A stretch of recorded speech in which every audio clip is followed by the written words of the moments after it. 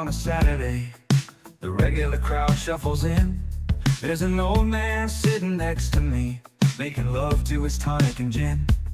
He says, son, can you play me a memory? I'm not really sure how it goes, but it's sad and it's sweet, and I knew it complete when I wore a younger man's clothes. La, la la dee dee da, la la dee da da dum. Sing us a song, you're the piano man. Sing us a song tonight. Well, we're all in the mood for a melody, and you got us feeling alright. Now John at the bar is a friend of mine. He gets me my drinks for free, and he's quick with a joke or to light up your smoke, but there's some place that he'd rather be. He says, Bill, I believe this is killing me, as the smile ran away from his face. Well, I'm sure that I could be a movie star if I could get out of this place. Oh, la, la la dee dee da, la la dee da da dum. Now Paul's a real estate novelist who never had time for a wife, and he's talking with Davey, who's still in the Navy and probably will be for life. And the waitress is practicing politics as the businessmen slowly get stoned. It's the sharing a drink they call loneliness, but it's better than drinking alone.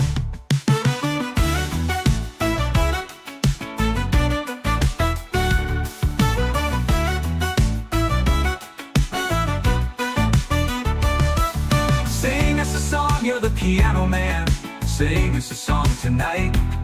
Well, we're all in the mood for a melody, and you got us feeling alright.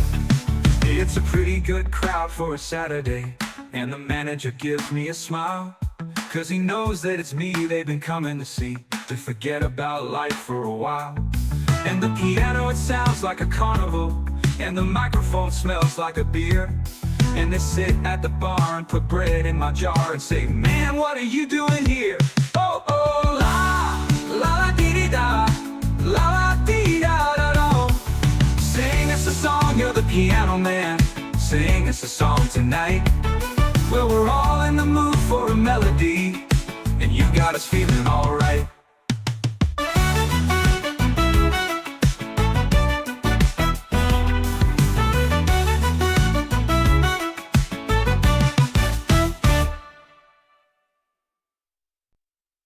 It's a pretty good crowd for a Saturday, and the manager gives me a smile, 'cause he knows that it's me they've been coming to see, to forget about life for a while.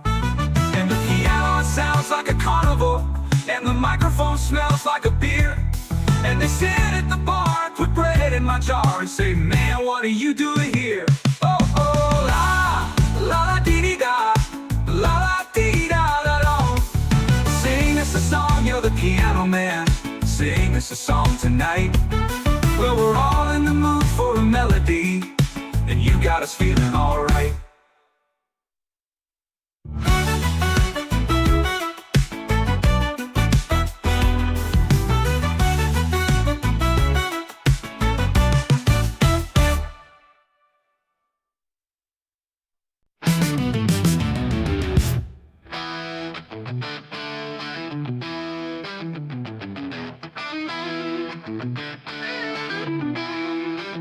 Sometimes I feel like I don't have a partner.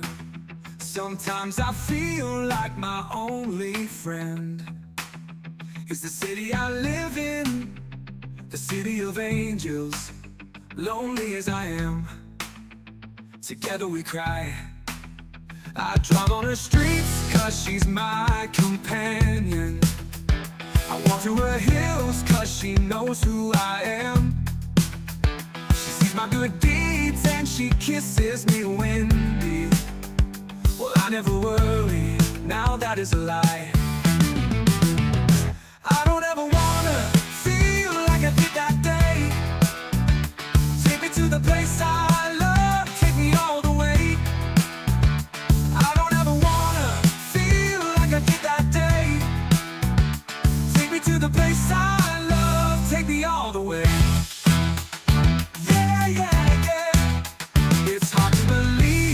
There's nobody out there. It's hard to believe that I'm all alone. At least I have her love,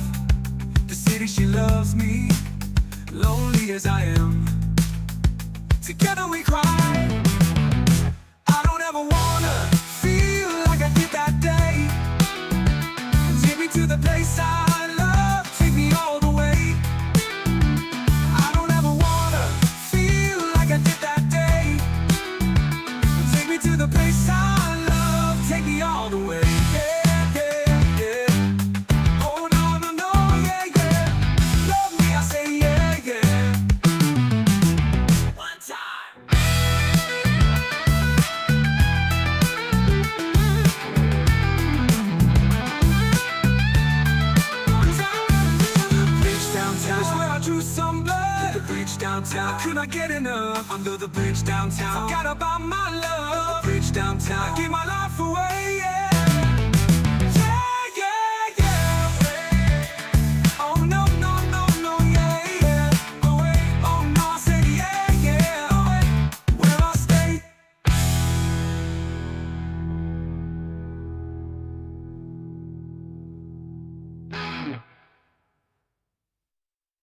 All the leaves are brown, and the sky is gray.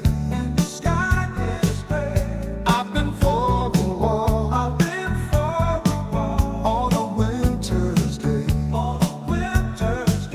I'd be safe and warm if I was in LA. California dreaming on such a winter's day. I stopped into a church, I passed along the way. Well, I got down on my knees, and I pretend to pray. You know the preacher like the cold, he knows I'm gonna stay. California dreaming on such a winter's day.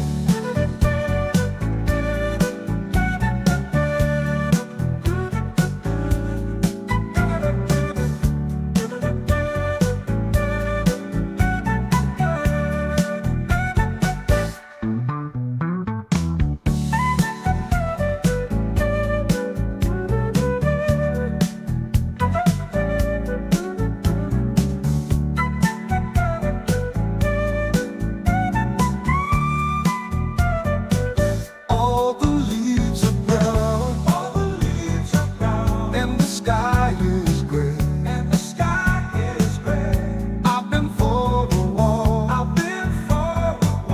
on a winter's day.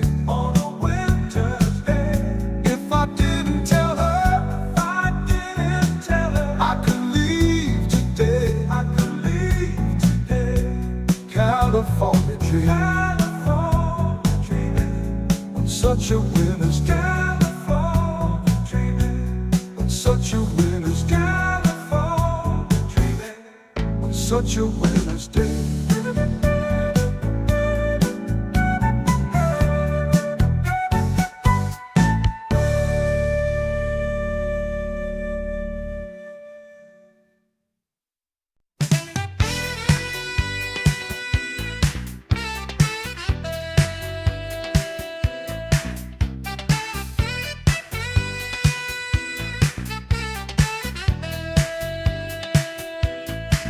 It's alright.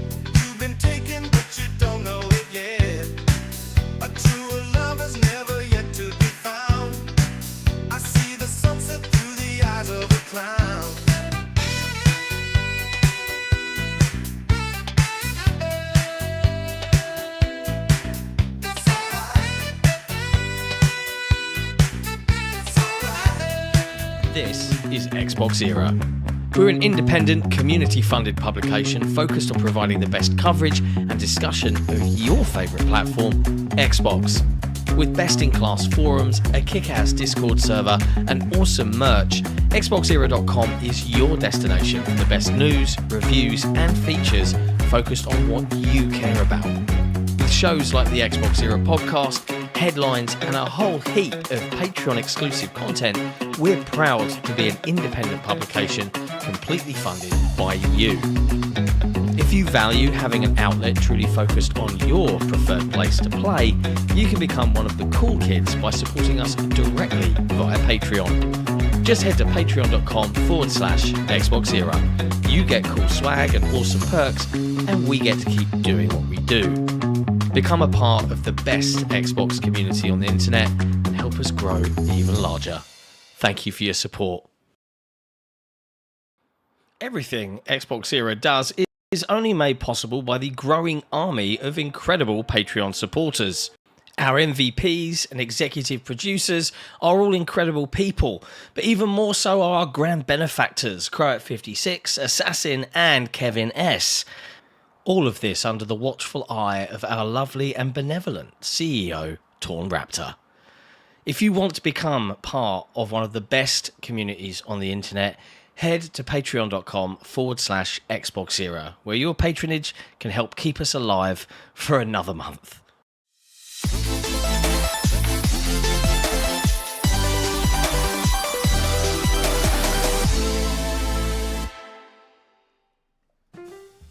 Hello, friends and enemies, to XboxEra Podcast episode 273. We're here to discuss the latest in gaming and all of the drama of this week, but overall we're focused on your favourite platform, Xbox. Big shout out to everybody that makes XboxEra possible, which is particularly our YouTube members and our wonderful patrons. Thank you to our MVPs and executive producers, but especially our lovely grand benefactors, Croat56, Assassin, and Kevin S. And of course, it goes without saying, our wonderful CEO, Torn Raptor. As always, I am joined by my best friend, and definitely not someone I was very cross with earlier this week, Special Nick! Oh, it's okay for me to say hi, is it? Yeah, you can speak. Jesse, you got him muted, or? No, it's gone. It's okay. Okay. What's going on, everyone? Hey, buddy. And we got Jesse here as well, of Hello. course. Hello. Gooner Yeah, sooner. Yeah. Jesse is Gooner approved and he's live, ready to rock and or roll. It's been a drama-filled week, you know. I know a lot of people out there have seen the drama. Some of it is our internal drama. Some of it was external drama. Do we need to clear the air, lads? No, Am I still low volume? Oh, God. Am I or not? Am I still low volume? Super loud. No, I'll turn you down. Hold on. No, you don't have to do anything. It's in StreamYard. Boop. There you go. No, but I was low, and then You're I good touched now. my actual mic volume thing. I got you pretty good now. I disabled my button that does that a long time ago, and it doesn't matter what I do now. It just doesn't. I think I have to load an app up to make that. Yeah, motive mix or whatever they call it. Like, I think I turned it up so it's always up, and then just locked it so that it wouldn't ever fluctuate. I don't know. I don't know how it's going to work. As always, before we start the show, we like to talk about the video games we've been playing. But before we do that, let's talk about the drama. Oh. Let's talk about the drama. So, just to be clear, I probably was a little bit cross, right? And if I could admit that I maybe said some things that I probably didn't mean in haste, you could probably admit that you definitely did pull a fast one to say what you said. I did find a loophole around the room and not being allowed. Okay. I 100% did. Okay. Jason was laughing his head off. I mean, the fact is, I called you out on that within the first 20 seconds of that super chat coming through, but it did make me mad. It actually wasn't supposed to. It actually wasn't supposed to be Jason super chatting me. It was supposed to be someone else, and that person wasn't awake at the time. Oh, Jason steps up to the ocky, yeah. A So swift DM. Jason stepped up to the plate and quickly sent in a super chat. It was meant to be someone none of you have ever heard of. Just a random super chatting me out of It was meant to be nowhere. just a complete random. Wow. Well, That was meant to super chat. So that's that drama. I know, apparently, Nick, you said a lot of people have been reaching out. Oh my god, John, Oh thanks yeah, you. I had a lot of people and unexpected people reach out, telling me Desperate to see break, us collapse from the inside out. telling me to break off on my own. Wow. They don't know how lazy you are. Yeah, they have no idea. No. Self-admitted. It's hard. Telling me, oh, I can't believe they did that to you. What's the they? I barely said anything. Oh yes, Jesse didn't say much, which he hasn't said before. He said, "I'm going to mute you many, many times." Yeah. It's true. And it's not that Nick's... I was definitely crossed. But yes. We I had the joke discussion. that you're always wrong. I joke about it. You're mostly wrong, not always. I'll take that back. I'm sorry. 50-50. 50%. No. But that's also the thing where it's like, if people could take it as the rumor mill as you intend it, cool. Yeah. They just can't. I'd agree with that. The amount of reports that came up, as with like Tassie with a new report says that Fable could be delayed. It's like, it's not a report. Why do they call it a report? Because it gets clicks. that's how you get clicks. And it's really slow right now. Like, as you can And the tell, thing- the news is slow. Yeah. And the thing that obviously gets my back up is that it isn't ever Nick said. It is always Yeah. XboxEra said. Well, hidden in the body of the text, it'll be like Nick Baker of XboxEra said or has reported. When it's like, But it no, doesn't- it's not that. It's just the rumor mill. Maybe then for the betterment of you guys, then maybe I should go out on my own. Is that And then I what can you want? And then I can spread all As the much rumors stuff that as I you want. I can spread all the rumors I want, and then it doesn't matter. Why don't you just tweet them? You just tweet them over there. But on it's your- still. on your- But if I on your- tweet, but yeah, I could have tweeted about Fable, but isn't it then still Nick of XboxEra, even as a tweet? they can't link to us here. So, Oh, let's start again. you know, I love this song. The song's annoyingly good. It's the main reason the rumor mill ever sticks around. AI music Yeah. that we've got. And the lyrics are true. If you ever actually listen to the lyrics, they are 100% legitimate. Yeah. Speaking of, there's something else Xbox that might be delayed. Fucking hell. Glutton for punishment. Someone reached out and was like, "Oh, guess what?" Nope. Nope. Single source reporting's the worst because they In will other take it as news, reports. Outside of the internal combustion of XboxEra, Jesse caused some drama, but there's some interesting Yes, factoids about the drama. I think Jesse did more damage to XboxEra as an entity. See, I potentially did damage to a 100 times. relationship with a crappy publisher. That's different.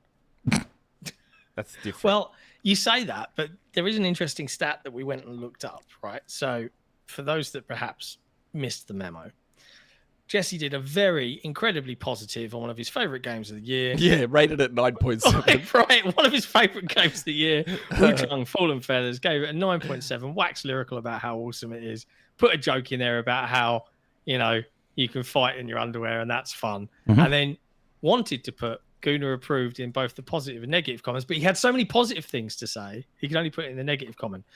And unfortunately, people thought that that meant it didn't get a 10 because it was full Because of of breasts that. and butts. Yes. It was never it going to wasn't. get a 10. Yeah. It was never going to get a 10.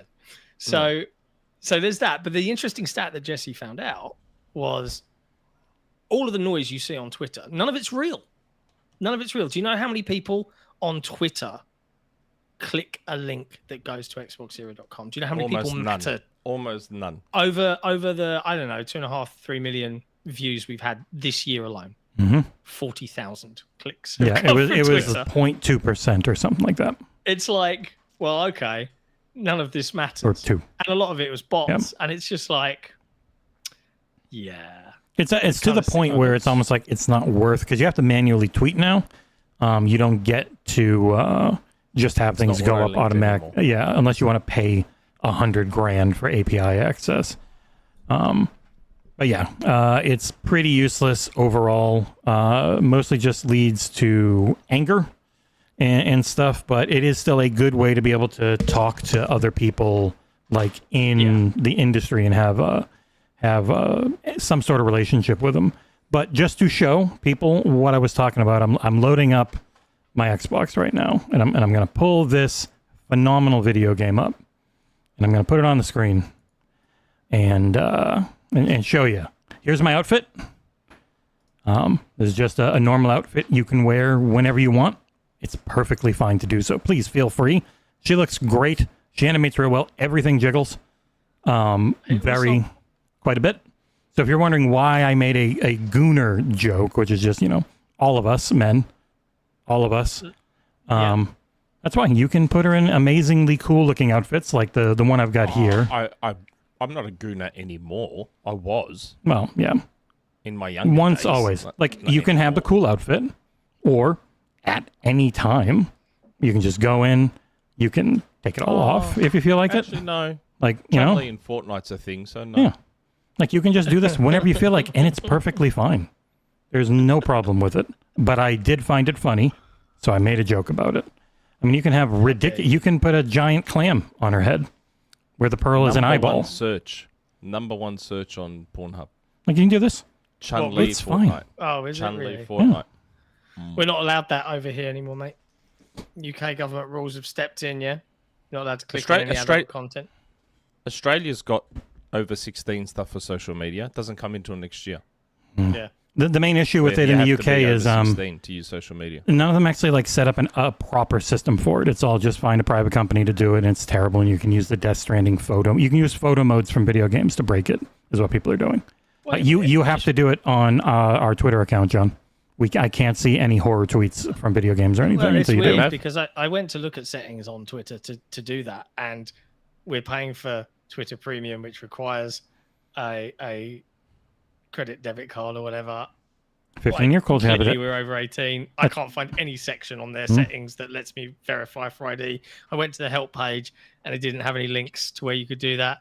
So I'll get round to it when it appears and gives me the option to do so, but it is very weird. But hilariously, I've just realized, Nick web browsing Baker says he's not a gooner anymore. Don't believe you, bro. No, There's nothing wrong with it. There's nothing to feel bad about. Oh, wait. Chun-Li in Fortnite is the thing. Oh, okay. I just said. I forgot. God, that stop fighting, you two. We get it. You hate each other. I, too, have contributed to the statistics. Congrats. I just sent you something, Jesse. Because you said you've seen Fantastic Four. Mm-hmm. Is that right? Mm-hmm. Oh, yeah. That leaked a long time ago. It was correct. No, it didn't leak that long ago. I got that DM I see the date. ago. Yeah, that was roughly when I saw it on Reddit and stuff.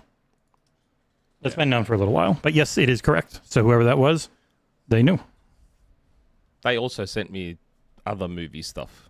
That person sends me lots of stuff. I don't want to be spoiled on movies. Yeah. That's fine. It's an end credit scene, though. It's an end credit scene. It's not anything from Fantastic Four. It's the end credit scene. I've stopped being particularly interested in anything Marvel, even if it is. I'll just wait for it to come to Disney Plus and watch it then. I just don't care enough. Like, I've seen the Avengers movies and I'm done. I watched Ironheart because I love Iron Man. So I watched Ironheart. It was okay. Yeah. TV and It was Marvel. super popular. I was a bit disappointed. It was filmed a long time ago. It's weird they held on to it so long. It did do very well viewership-wise. So, that never hurts them.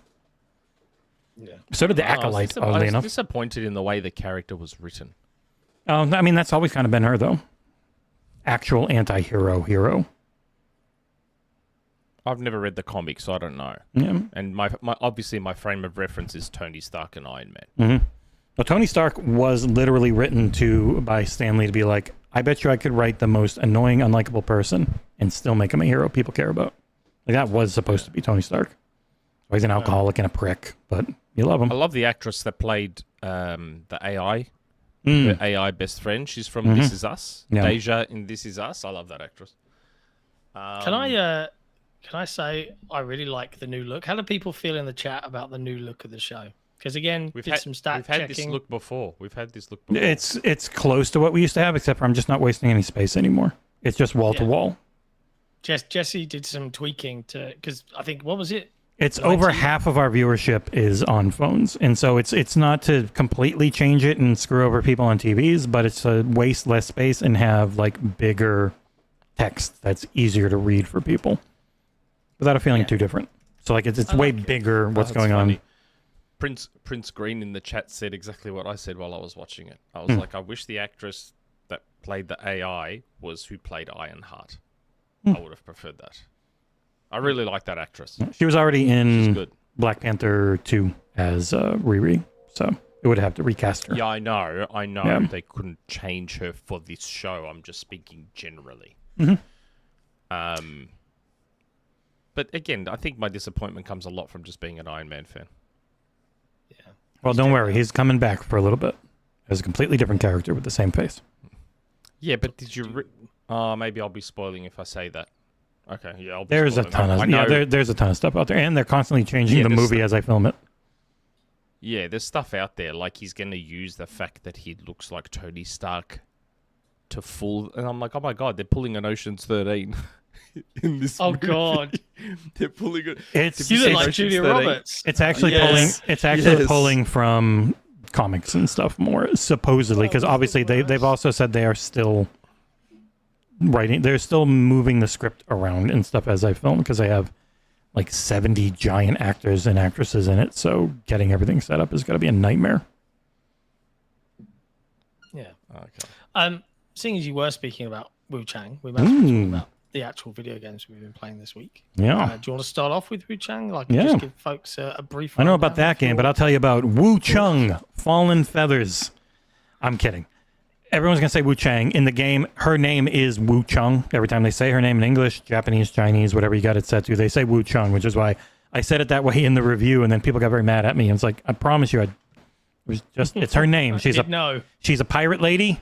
You find out, right, like the whole basic premise of the game is her sister and her are looking for a cure to this feathering disease, which is afflicting the land. Her sister dies, and then she comes to this part near the capital, or near the Emperor's palace, because there's rumors about resurrection powers. And so, but then she comes down, the game starts, she's got the feathering disease on her right arm, no memory of anything, and you're kind of slowly going through it took me 30, I think for most people, around 40, 45 hours, the first playthrough, figuring it all out. I think it's actually a really good story.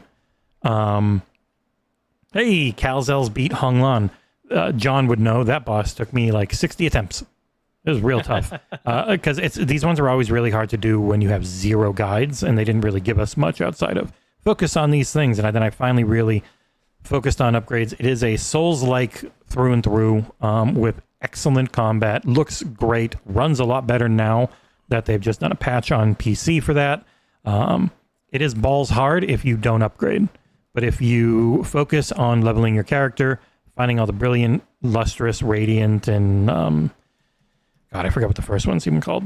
Feathers. They are your weapon damage upgrade item that you really need, and they will make the game way easier.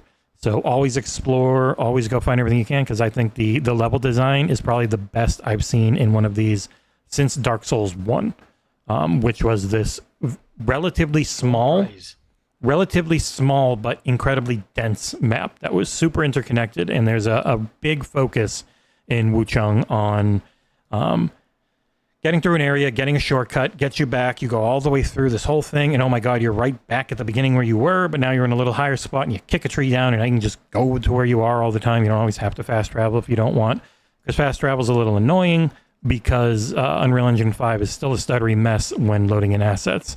So pretty much the only real performance issues I had on Xbox, where I played the whole game, every time you load in, you've got 10, 20 seconds where the game stutters. Then after that, it's fine until you do another load again.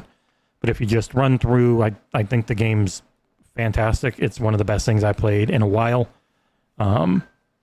Reading through some of the reviews, people definitely don't realize that this game doesn't ask you, but requires you to change your build for each area. Like each area, each boss will have things they're super weak to and super good against, and if you refuse to use the very powerful systems for respecking both your build, changing up your weapon, changing up your armor. You're gonna get punished. You're gonna have a bad time.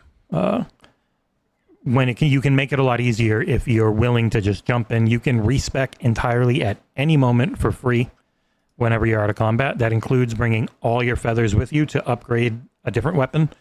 You can go all the way up to +10, and you can just jump between every weapon type, do dual weapons, because they are legitimately fantastic for staggering characters and whatnot. Even if you want to just focus on one, it can really help to do two. It's just a great game. If you're into the, much like Liza P, you have to be into this genre. If you are not, it's not going to change your mind. It's not trying to be something completely different. And I would even say if you're into Elden Ring, doesn't mean you're going to be into this, because Elden Ring was very different than From Software's other games. This is way more the Dark Souls 1, 2, 3-ish. There's a direction to go. You go that direction, that is how you proceed. Whereas Elden Ring, you could just run around and get insanely strong and come back. Yeah.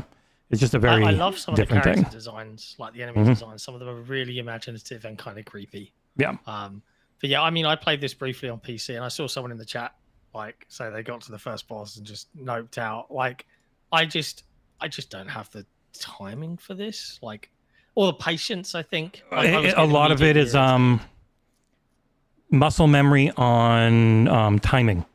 So it's not that it's like once you learn it, it's very easy overall, I think, comparatively to something like Liza P or especially the first Berserker Kazan, which were mostly built around pretty basic level structure, but just balls hard enemies all the time. Where this one is a lot more fair once you understand how each area works.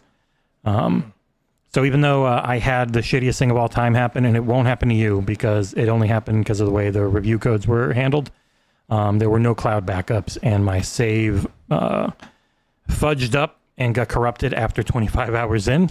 But instead of giving up, I played another 35 hours before doing the review and beat the whole game. Got through it a lot again in a New Game Plus because this game's got multiple endings, including one that is really hard to get, and I would love to. Essentially, you've got to do every single side quest, which means you have to make the correct choices, which you can't know the first time. So there's no way to actually get it the first time, because you need to have certain things you've done in a run before to get the good ending. It can only happen on your second run or after. So I would like to do that because I think this game plays amazingly well. Looks great. Music's awesome.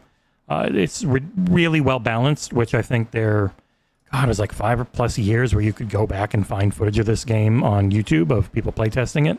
Really came in. It is Game Pass, PC, and console. It does not play anywhere, so your save will not jump between them, and you won't get a purchase for one if you buy it on the other, unfortunately. One of the first games in a while to be like that on Game Pass. It's a bit of a missed Gooner opportunity by approved? Microsoft. It was Play Anywhere until Play 4 or 5 Anywhere. months. It was until like 5 months ago, and then it changed. It was weird. Very odd. Yeah. Wonder if that's like a dev issue or something, like they had a hiccup and couldn't solve it, or didn't have the Yeah. I don't time know. to solve it. Or maybe they're like, we want the 12% on PC, and we can't get that if it's Play Anywhere. Because that's kind of in their older... Well, everyone always thought, it's 12% always on PC, but from some of their own internal documentation, it looks like it's if you do console and PC, it's just flat 30. Nice. But yeah, no, Wuchang is amazing. You can put her in super cool outfits. You can put her in whatever you want. You're going to have a good time if you are into this genre at all. It's a dodge fest. It is not a dodge roll like the Souls games are. So it's kind of like that mix of the Lies of P, but there isn't a huge focus on parrying. You can only parry with one weapon type, with one skill on other weapons. So you can't just get through the whole game in the same way that you do with First Berserker and Liza P, where it really focuses on parrying, and the parrying's a lot easier in this game. That's because you can only do it on certain things. But yeah, I love it. I thought it was amazing, and it was really weird to be called a hater for it, because I'm the most positive review on Metacritic and the most positive top critic on OpenCritic.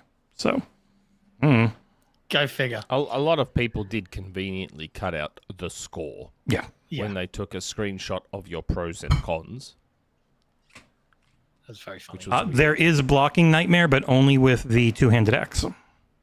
Yeah. Cool.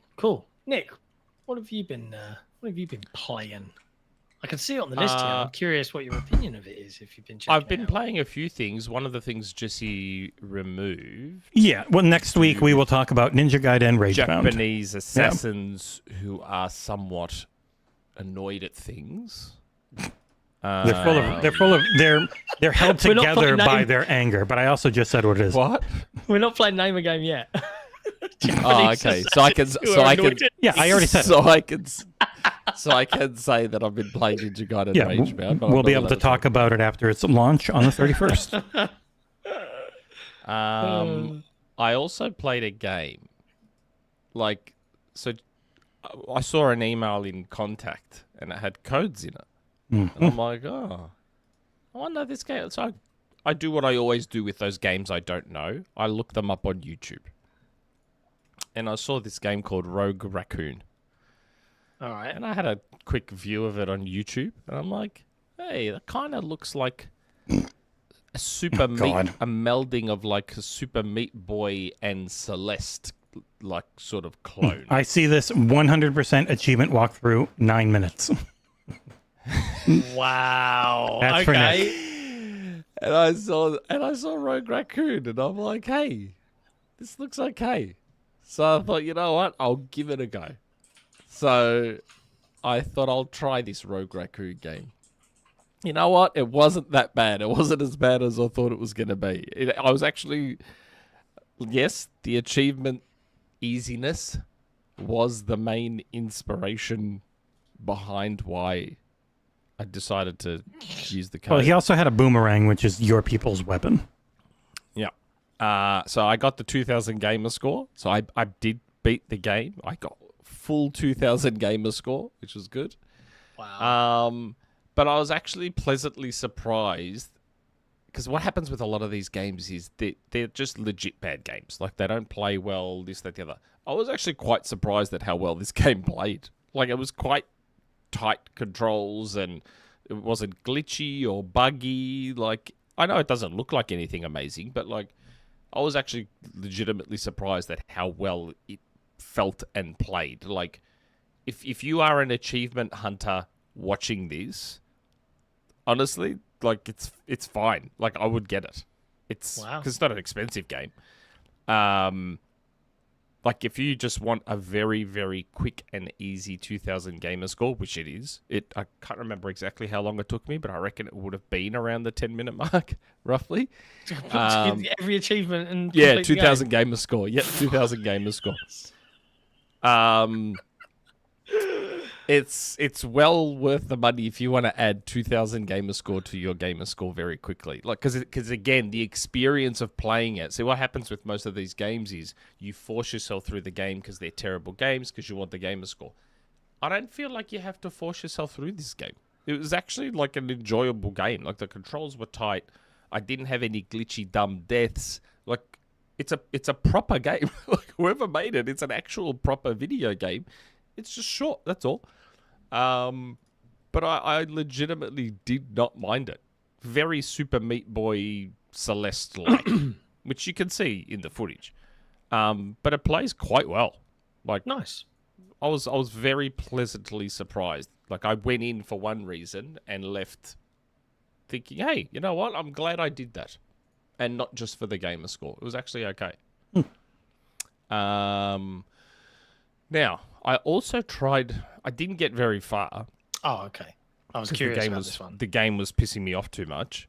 But I also installed and started up Ready or Not. And I thought, you know what? I better get through the tutorial to teach me how to play it and all the mechanics and everything like that. Oh my god. This tutorial. And the game's buggy too. Like there was a time there where I thought I was getting towards the end. I got to the part where it's teaching you how to send teams to two different doors, and then you breach the door one way and then breach the door the other way. It's not conducive, is it? And I found out after I'd done the review that you can actually change it in the settings to give you a list drop down instead of the radial. And apparently that's actually easier to use, even though you haven't got a mouse and keyboard to press buttons on. So, but it glitched on me in that there was a hostage there that was supposed to get tied, but it wasn't letting me tie her. that's So weird. it just kind of got stuck there. And Oh, this guy that's a kept frustrating screaming experience. at her. One of my teammates just kept yelling Get at her. out of the floor!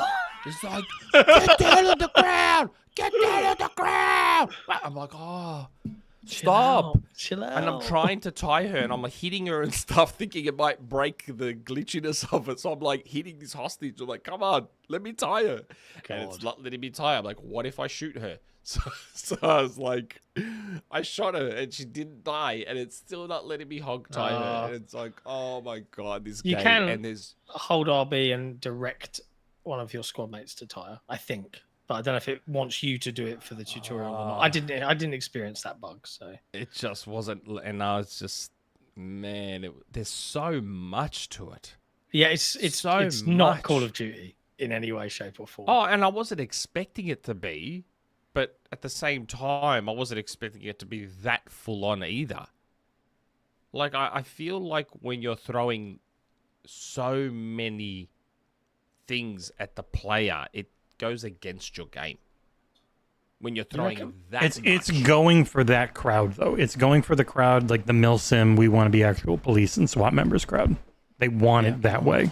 I mean, and God. honestly, the game is at its best when you've got a squad of friends to go into these scenarios with and have things happen, because it can get very How many tense. can you have in the squad? 5, including you.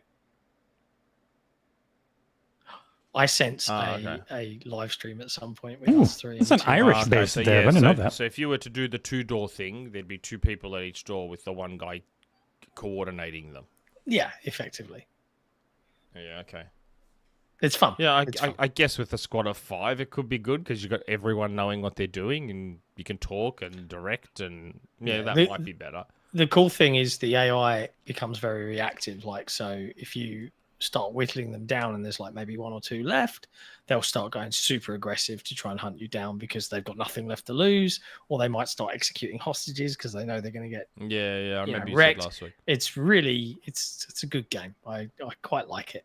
Definitely want to play I more. didn't get that far because the tutorial just went forever and bugged out on me, and yeah, so it was just too frustrating. Like I tried to persist and tried to persist and tried to persist, and it just kept on going. Yeah, I mean, if I'm it's like, any consolation, how you're is there literally this at the much? end, so you could just start. Yeah, the I game. probably am, and I'm So- like, but what sort of campaign is it? It's not. So it's 18 missions in the default thing, and you start off with a simple convenience store hostage situation with people like coming in to rob it and have ended up killing someone, and you have to go in. And then it escalates into some pretty serious stuff. They gave in. They ruined the game with censorship. Yeah, they took out some specific references to certain things, but you can Yes, I still know. see We it's talked there. about it last week. Yeah. But yeah, like but each story does kind of feed into a plot if you read all of the briefings and listen to all the 911 calls and stuff. Like there is a story there of a crime syndicate type ring, that's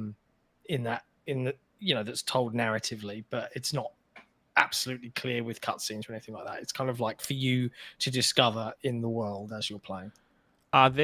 Is there ways to upgrade your character at all, or no? Not so much upgrades, but yes, you can spec your character for scenarios. So you read the briefing. Oh, this one's at night, so I'm going to equip my guns with an IR laser, and I'll have MVGs so that I can see. Okay, but in terms, so for example, the first thing I noticed when I took control was that the time to ADS is ridiculously slow, it's very slow. and I'm like, please tell me there's a way to speed this up. There is not. You'll It never is how feel it like is. COD. Yeah, it's not In like any- It doesn't have to be instant like COD, but my God, this was like I would say that glacial slow. the default, like zooming in is fine. I think that the speed to get there is okay, but I could do it pretty moving when zoomed is really slow. And I quick. That upped didn't the- bother me. The I upped moving when the zoomed sensitivity. didn't bother me. What bothered me was when I pressed the left trigger, 17 minutes later, my gun was in front of my face. I'm like, man, why is this so slow? I can lift the gun and put it to my face pretty damn quick, man. Like, if you're trying to be realistic, you don't have to be ultra slow. I don't know. I'm watching my footage. It doesn't seem that slow to me. I didn't find that slow. But I noticed it immediately, and I was like, Jesus, that's gonna annoy me. But yeah, I mean, a lot of the time though, you're meant to be going in there with your gun up and going, get down, disarm, before you start just gunning them down. But hey, each their own. Everyone's going to approach a hostage situation in a different way. Yep. What else? I've also obviously been playing Donkey Kong Bonanza a lot more. Your OCD really helping. Yeah, because I'm 100%ing every layer before I move on to the next one. So I have done the first 3 layers, and they're all 100%. Every fossil, every banana. And now I just got to that in-between layer, where I also 100%ed it, so that's 4 layers technically. And you pick between a jungle world and a snow world. And I've picked the jungle world, and that's where I am now. And my God, it's a big world, and there's a lot of bananas, and there's a lot of fossils. It's going to take me a while. But yes, the more I play Donkey Kong Bonanza, the more my fears are being realized. Like what I played in the first layer, that's what the game is. Yeah. Lot of digging. Hell of a lot of digging. I don't know if we mentioned this last week or if it was a headlines thing. Did you see? I commented on Donkey Kong Bonanza last episode, and I was like, I feel like the camera is kind of shit, right? And then I saw a Eurogamer article being like, oh, isn't it great that Nintendo don't even care that the camera goes weird? Like, oh, they're genius. And I'm like, what?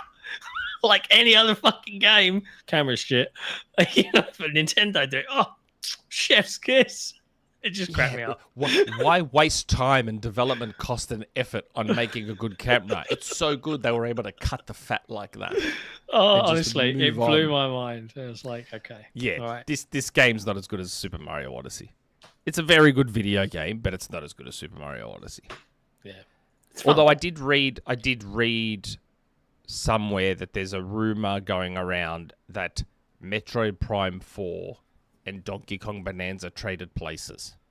Oh, maybe that's why that was weird, like advertising that went up in London. Yes. So the rumor I heard was that, and this isn't from a source of mine, this is like reading someone else's rumor. This isn't my rumor, this is reading someone else's rumor. That apparently Metroid Prime 4 was meant to come first. Retro said it needed more time. And Nintendo was like, oh, okay, Donkey Kong Bonanza is far closer to being finished. Let's just switch them. And when you look at, and that same person was like, and if you look at Bonanza, it doesn't quite have that Nintendo polish that Odyssey has, that Zelda has, that all that. So it kind of tracks, like they're like the buggy camera and the weird, glitching and blah, blah, blah. I'm like, yeah, that kind of makes sense. And then when you throw in the ad for Metroid Prime 4 being literally saying available now, that kind of tracks and aligns with that. So hopefully I wouldn't say that the camera's buggy. I would say that the very nature of the game and the fact that you can just dig everywhere means that they can't do anything about it. No, they can.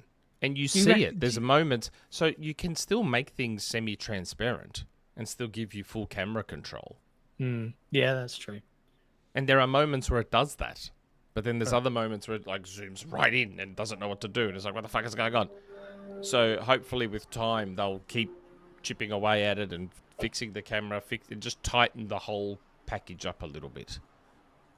But it makes sense. Now that you mentioned the Metroid Prime ad in London saying available now. Out now, yeah. Yeah, that kind of makes sense then, that the two games probably switched places. So Donkey Kong wasn't ready either, but it was far closer to ready than Metroid Prime 4. That kind of makes sense. Mohammed Sherez with another super chat, by the way. Sherez, here we go again. A Nick rumor. Oh, here we go again. A Nick rumor. No, I just said it's not my rumor. I was reading. You're going to get ecstasis, where he says in Spanish, I am reading somebody else's rumor. And then people put it through Google Translate, and it's just like, wow, Stasis has this new rumor, and he said he's reading somebody else's. Yeah. This was me reading someone else's rumor. And it makes sense. The more I think about it, the more it makes sense. Yeah. But yes, it's a very good video game. It's just... And, there's this weird thing that Nintendo fans do that I don't believe even PlayStation fans don't do it, and Xbox fans don't do. So, apparently, there's a lot of Nintendo fans that are, retroactively shitting on Super Mario Odyssey. Now that Donkey Kong Bonanza is out because it's from the same team. Yeah. So they're like, well, yeah, this new thing now is so much better, and the old thing is shit. And I'm Dear. No, it's not. Don't do that. PlayStation fans don't shit on Last of Us now that Last of Us 2 is out. They shit on how often it's re-released. There's a difference. Yeah, well, everyone should shit on that.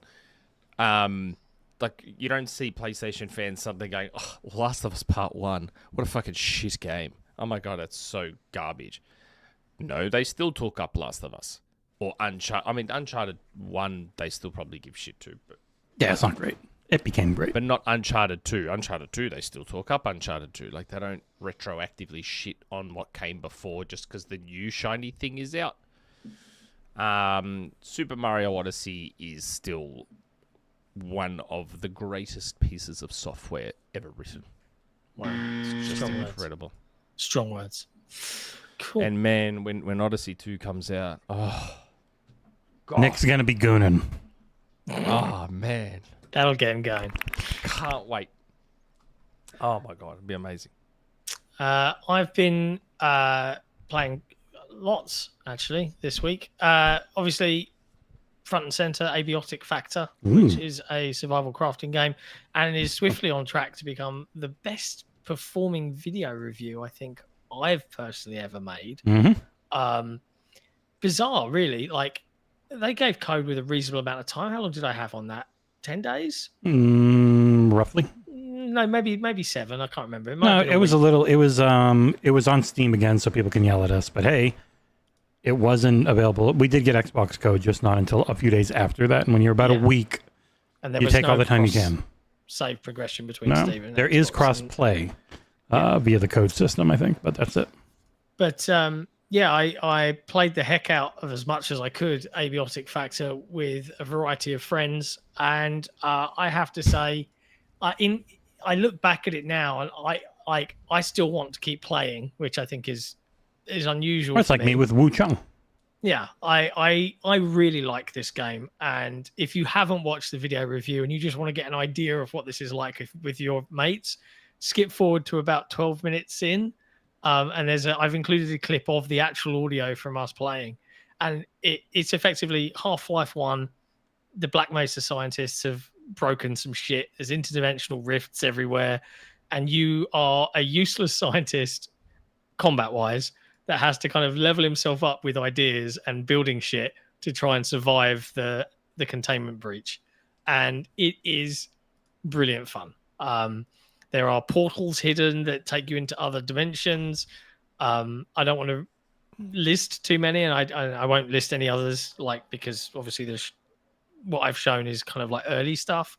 But one in particular was a riff off Silent Hill called Flat Hill. And you go through and it's just all fog, right? And you're like, what? This is like the Upside Down kind of from Stranger Things. And it's just full of these absolutely massive 20 feet tall giants that have eyes in their chests and they're just stomping around. And you're just like, oh, crap. But you need to get resources and bits and pieces to progress.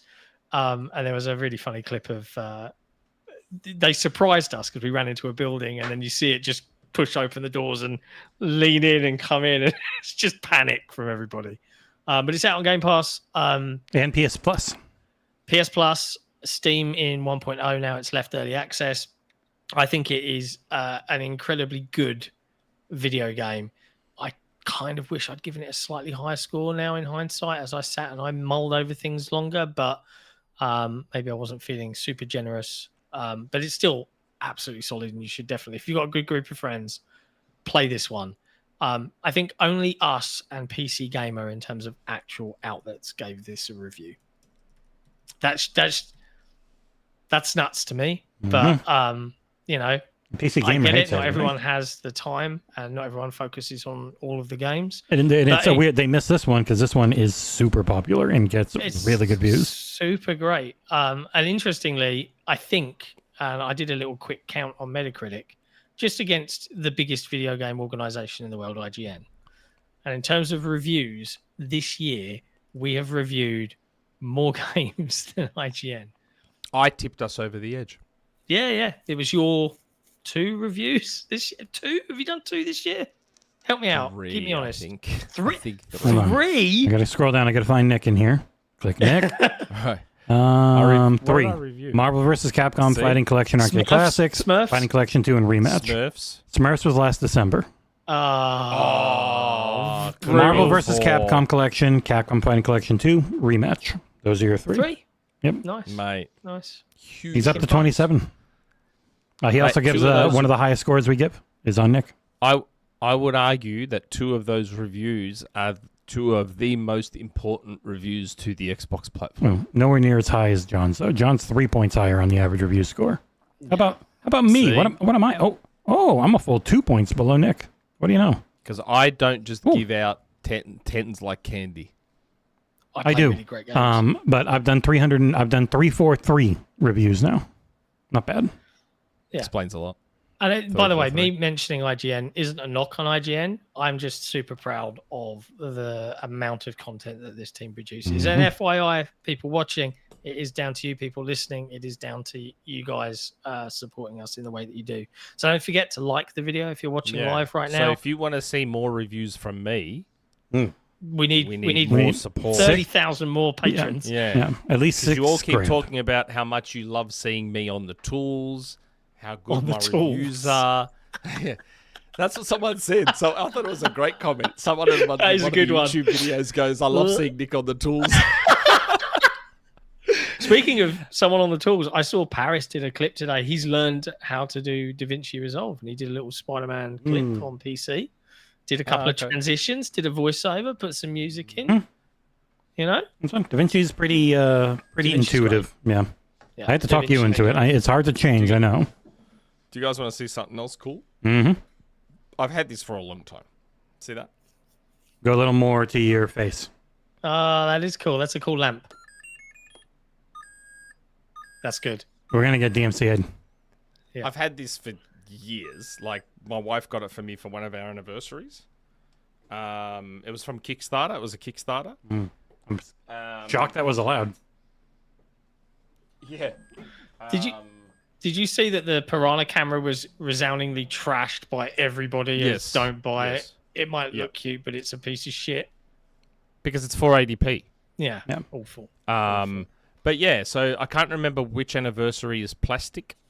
One of them is plastic, or some material. It's after wood, isn't it? I think that's like I don't know. 4 years, 5 years. And she saw that on Kickstarter and was like, "Hey, Boom. that's a cool present that relates to a material that he'd like." I've had that for like more than 10 years or so, and I was going to put it up in the background there, but I don't know if you'd see it. No, not with this current layout. It's only pretty much directly behind so you. I'm like, probably. So I've just got it here next to me, and you can go beep beep. If beep, you how cool is it? if you want to do what I did and just make your camera ultra wide, like the widest it can go, you'll get way more of your background in there again.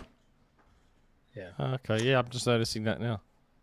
Outside of Abiotic Factor, I have been playing. I mean, this has already been. You out can for talk ages about everywhere. you got the game on PC as well, so you can talk about the quality of the game itself. You cannot talk about the quality of the port of game on- Viewfinder to Xbox. But John, Yes. as a game that has been out on PC and PS5, what do you think of Viewfinder so far? It's. I mean, if you haven't played Viewfinder, It a looks cool. super neat puzzle game. I remember seeing clips of Viewfinder Yeah. on Twitter Yes. years ago, Years ago. years ago, thinking that And I is thought- super smart and clever. So clever. So clever. And yeah, like it's now coming to Xbox, so you can expect an Xbox Series X recorded review from me with all of my thoughts about the port, etc. Closer to launch. And then the only other thing I've been playing as much as humanly possible to bring you the best coverage we can That we can't talk is about. a lot of Grounded 2. Can't really talk about that outside of we've been playing it a lot. Yeah, you could say the exact date and time when the review will go live for our review in progress, obviously, because Yes, it's an it's early access launch. 29th of July, 2 p.m. BST. So that is 9 a.m. EST and 4 5 a.m. p.m. PDT. Yeah. 4 a.m. PDT, something like that. It's 3 hours, so yeah. Yeah. Oh, 3. Okay, so 6 a.m. Yeah, they're 8 before you. Yeah. So, yeah, expect to see a lot. Unfortunately, due to a small snafu with my good pals at Xbox, I did want to review it on Xbox, and I ticked the box that said I'd like both, and unfortunately, I only got PC. So, plus side, you will see lots of very high res, ultra wide stuff. Why So are we called that's what's Xbox Era then, John? I know. It's just the way reviews work sometimes, man. What can I say? It was too See, late. I couldn't change it. It is As what- we've seen, unless it's got the boingy boingy sexy time in it, Steam doesn't give a shit what's on their platform. So you can kind of put up anything, and it's a lot easier to get a review code early. Like that's why I had Ragebound and I beat it before I even got the Xbox code in. So the Xbox code has gone over to. I got one for Nick, got one for Soul Blazers because they both really wanted to play it. So I know it's Ragebound. Oh, yeah. Yeah. So while the review is on PC, it's been played on Xbox, and I promise you I took that into account. But it's just the way it works. Yeah. But yeah, that's all the games we've been playing, which is a lot. It's a Well, I've lot. been playing more. I can't talk about them. Yeah, I know. Fun times. As Is we it, move on though? to, it's busy, but it's fun. Oh, it's fun to play video games. That's true. Everything else isn't. Yes. Yeah. Looking at the news of the week. Let's Oh, wrong one. We'll go for that. what did you want to press? This one, the news music. Oh, news of the week. Okay. Remarkable news. Yeah. It was wrong because I had to ding Nick for saying Odyssey's perfect. Oh, okay. That's a fair reason. It really is. Headline moment. Switch 2, biggest launch ever. Per Matt over at Sakana, Matt Piscatella. Yeah, Switch 2 So it happens when debut. you make a lot of consoles Yep. and Yeah. provide stock for people to buy. He went on Chris String's The Game Business and had an hour-long chat with Chris. And yeah, effectively, he's like, they did a really good job. I'm paraphrasing here. They did a really Stocking. good job of cutting the legs out from scalpers, making sure that if you were a normal consumer and you wanted to buy a Switch 2, you probably could. And, you know, as proved evident, I went into a store and bought one 2 days after launch, and it was there on the shelf. Great. And, you know, while he's very praising and he's positive about it, he does say it's not fully indicative of this is how well it's going to do long term, because now That's right, everybody you who never wanted know. to Switch 2 has definitely gone out and bought one. The question is now, what legs does it have? What is the rest of the casual market going to do? Are they going to stick with Switch? Are they going to move and upgrade? Do they feel it's worthwhile? Blah, blah. Well, It a could be story we have amazing, but you don't know. A story we have later could tie into this. Yeah. Yeah, it could. We'll talk It about could. it then. But We'll yes, talk about it. it's funny, you know. So back when I leaked the Switch 2 price, Mario Kart bundle, and release month back in January or February. A lot of people were replying to me on Twitter going, Nintendo's not going to release a $4.99 console. It's like, there's just no way. I look at the sales of this console and I think, I bet they're spewing they didn't price it at $5.99. Yeah. Because it still would have sold out at $5.99. I reckon they are absolutely cursing. I think you're Damn it. probably right. They could have made... But it's done very well. A lot of money. Yes. Yeah, and the only questions, it's not that it's Sorry. going to Everyone go... kind of paused for a second. Oh, I was putting Yeah, devil horns you were on. delayed on me too. Oh, I might have just been a StreamYard thing then. But yeah, the main question is, you don't know what the more price-conscious people end up doing, because that was the big thing for the Switch. The Switch just sold forever. It was always affordable. It had this unbelievably large library. The Switch 2 has access to that full library, but all those people still have a Switch that has all of those Yes. games. So what is going to be the thing that gets them to spend that much to do the full upgrade? Okay, I have a theory. I think part of the reason Nintendo priced it so high was to give them the wriggle room for price drops to stimulate sales as the generation Do you think that goes they're on. going to be one of the only console manufacturers that actually does that? Like every other console Yes. manufacturer this gen has raised Because- prices, blamed the yes. economy. Because I think realistically Nintendo would be aware that this probably won't do 160 million like the Switch a One lot. is about to do. Yeah, and the way you make up for that is by having a way higher price so that you still make more actual money. That's right. So what they'll do is they'll milk the high price with their margin is probably ridiculous. Because let's be real, the actual internal hardware on this thing is not Yeah, because bleeding edge. the way that it always goes is the margin is terrible at launch, then gets really good halfway through and into the end of the generation, and then the cycle repeats. And that's where it really changed for PlayStation and Microsoft this generation. It hasn't gone up because the hardware has never gone down. So for Yes, so- Nintendo is in that position where they've got their audience who will be like, yeah, this is super goddamn expensive, but I was always going to get this almost no matter what. And so they're getting as much money as they can out of those people. Like half Yes. of them in the US bought the $90 Pro controller or $85. Yeah, I bought it. Yeah. I bought it. Yeah. It's like, I think it's like around half bought that controller, which after taxes is like $90. Then they'll have, So I they'll think have an that's what they're OLED. doing. They'll get more people. Yeah. It's, Yes, that's the way they'll stimulate sales to get it to around. My prediction is they'll probably settle somewhere in the 90 to 110 range on Switch 2. That's where I reckon it'll fall, which is still brilliant. oh yeah. Especially since it costs so much more. You make more money. Yes, so they're going to milk the higher prices on accessories and games for these first few years and the console itself, and then go, oh shit, sales are slowing down now. Hey, Switch is now $350 and $399. Ah, and then everyone's like, oh shit, here we go. And then sales will slow down again. Look at this beautiful OLED screen that we have now that we should have had at launch. Oh, OLED. And then everyone has that by, and they just eke it out to the 100 million by the end of the gen. And all those Nintendo guys will just lap that shit up. Oh, and they'll find ways to say, well, the reason it didn't have OLED at the start was because blah, blah, blah, blah, blah, blah, blah. Yeah, it's so true.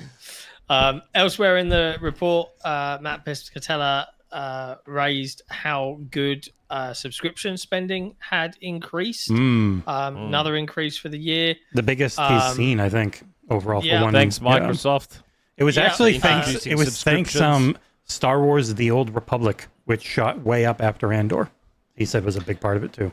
Wow. Yeah, he said non-mobile video game subscription spending increased by 32% comparatively to last June, all the way up to 562 million. It's an all-time high for a single month. So I wonder how much of that is Game Pass and things like PlayStation Our Plus. show next week will probably have a lot about that because that's when the financials come out for the end of year. Lucky, I love financials. I don't. I fucking hate them. They're boring. I'm going to predict increase in revenue, increase in video game sales, decrease in hardware sales, 32%. There you go. There you go. That's the Xbox financials. And They people- made more money yeah. because they laid off thousands. Yeah, yeah. Congrats. Well done, Microsoft. What do you want? A big clap? Jesus. You see, Yeah, speaking of layoffs, I didn't put it in there, but Intel is going to lay off 33,000 people I this know. year. they're pulling out. 30,000 people at Intel. Pulling out of entire countries as well. Poland, Yeah. Germany. Yeah, their Like, that their is chips are nuts. just they lost. Wow. What do you mean? Aren't there only like 2 chip manufacturers? No, there's Intel like and 10. AMD? The Qualcomm. CEO of Intel said we're not even a top 10 chip manufacturer anymore. What? How is that possible? Every PC comes with an Intel. Nope. Nah, a lot of people No, go it's AMD now. mostly You shipped get at way AMD. more bang for your buck. So I why don't regret. Intel I just regret drop their my Intel prices? chip. I regret. So why my don't Intel chip. just drop their bloody prices? Yeah, they make their own. So yeah, it was Intel is it- CEO what is Lip it with these Bhutan companies? admits company is no longer a top 10 chip maker. Those days are over. Intel CEO delivers stark assessment amid massive restructuring and job cuts. So just drop your prices. It's not about that. It's not always the consumer side now. It's mostly the AI corporate side where all the money's made. Nvidia has very little incentive to keep making consumer chips. Like they make so much more on the AI side, but they're so dominant in the GPU consumer stuff that they keep with it because it's like, why not? It's still real. Like their margins are insane. Yeah. Nvidia's margins are like 50% or something. It's crazy.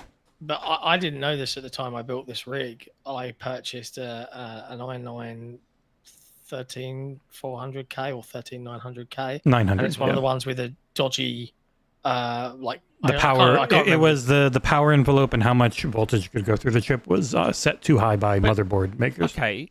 So as far as a desktop PC goes, aren't your only options pretty much Intel and AMD? Mm-hmm. Yeah. And almost everyone just goes AMD now. Really? Yep. Yeah. Rewind 5 years, and Intel was always like, "Yep, you're Yep. going to go for the Core i9, the Core i7. Mm-hmm. These things are legit. They're more efficient over longer term." And many people didn't program all the different like cores and stuff that AMD chips used, but that situation has kind of changed. So yeah, Intel are in dire Can you imagine straits. if Apple decided to jump in and said, "Okay, why not put our chips in your Windows PCs? Yeah. M4 Ultra, M4 Max." Could you imagine? And then Yeah. you paired it with a dedicated GPU as well. Oh, They don't. It You doesn't never know. work. It wouldn't work. No.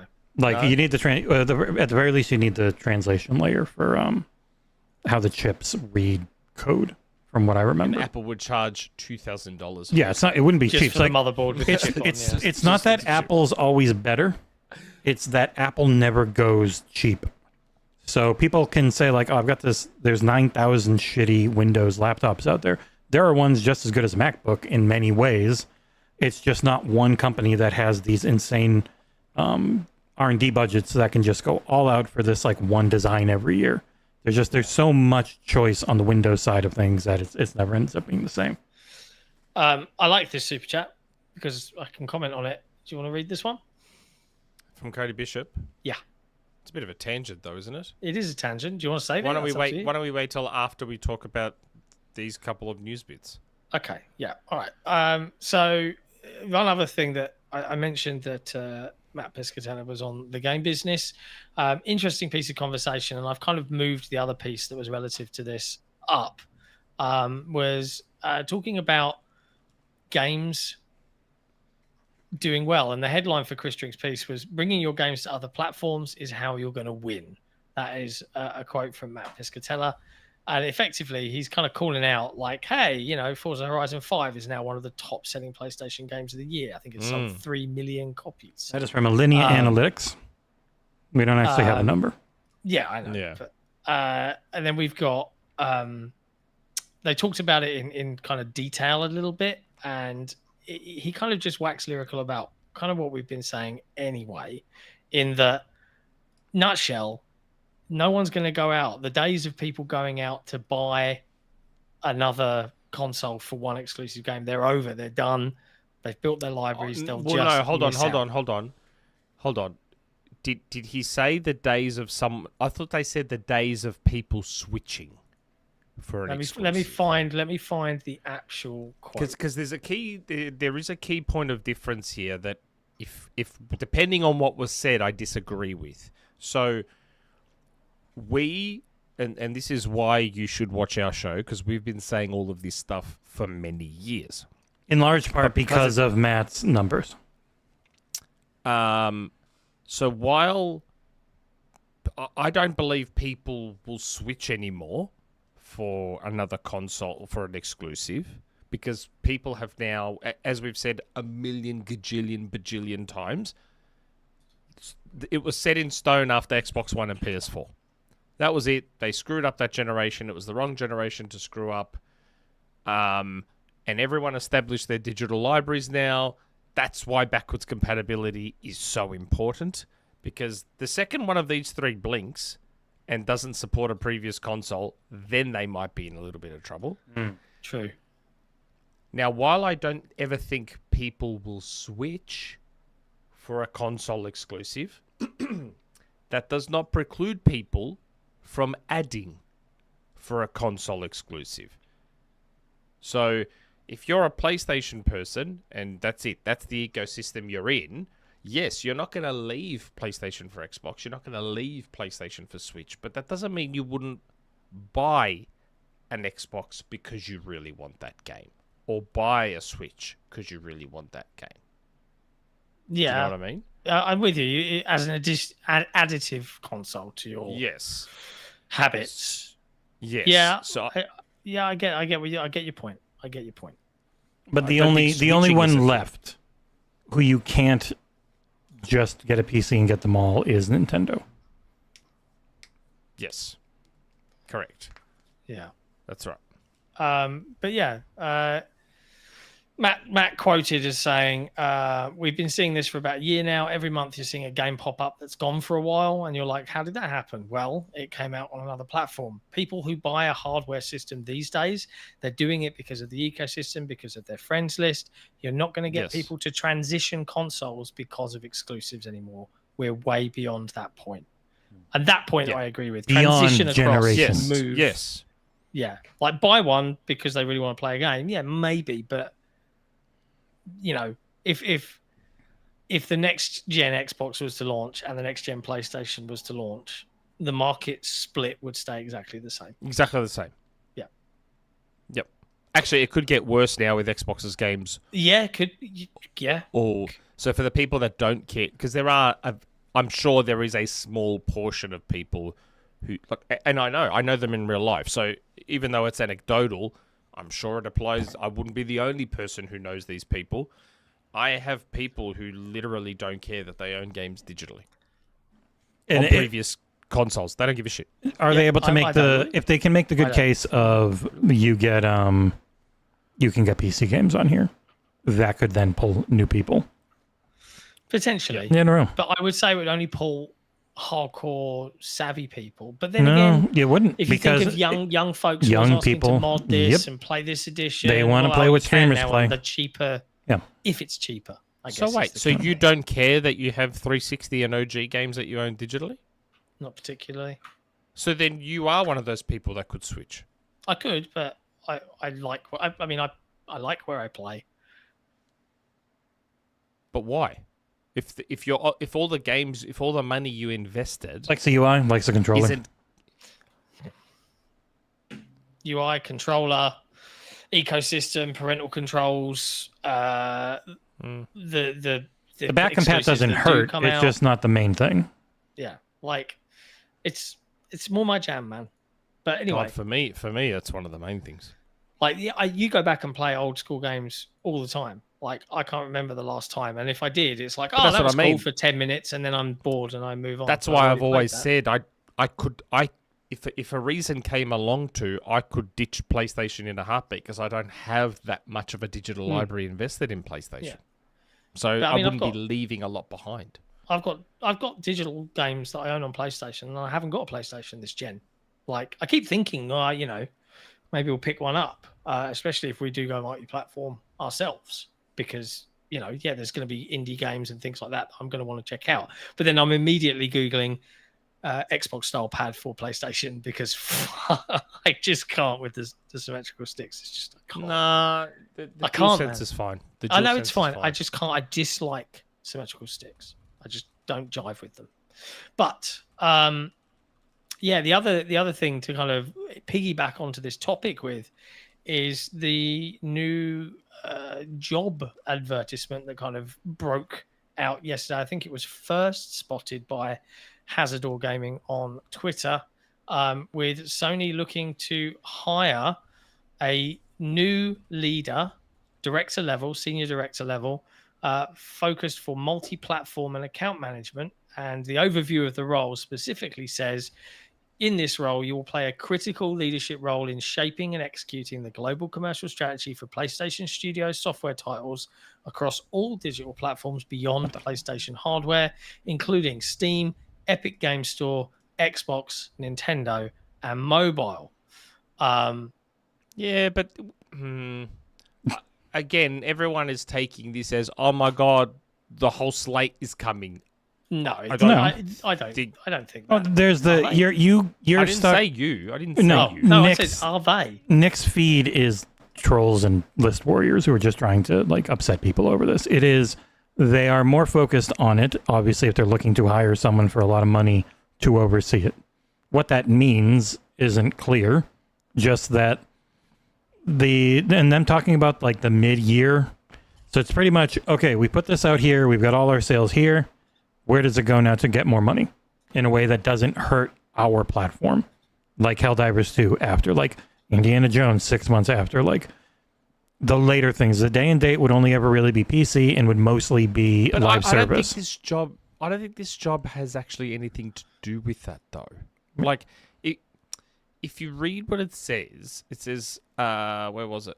Reporting to the Vice President, Commercial Management, as Senior Director of Multiplatform and Account Management. And remember, they've already gone multi-platform to an extent. Let's all just bear that in mind. They've already published games on Xbox. They've already released games on Switch. They've already released games on PC. So they're already multi-platform.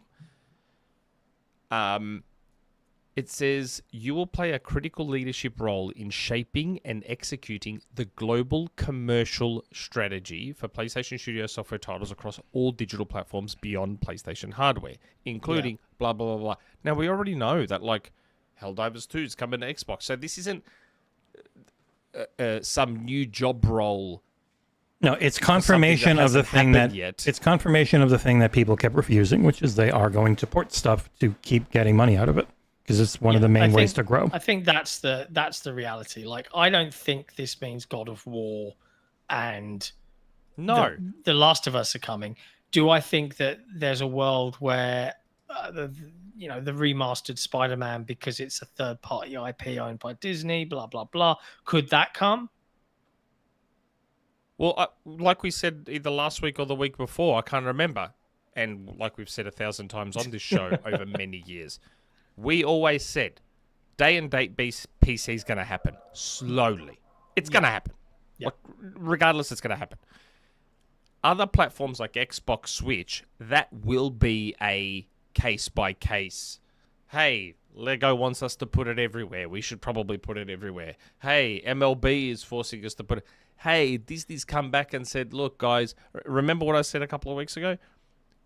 The only one I could potentially see is Spider-Man, only because of Disney.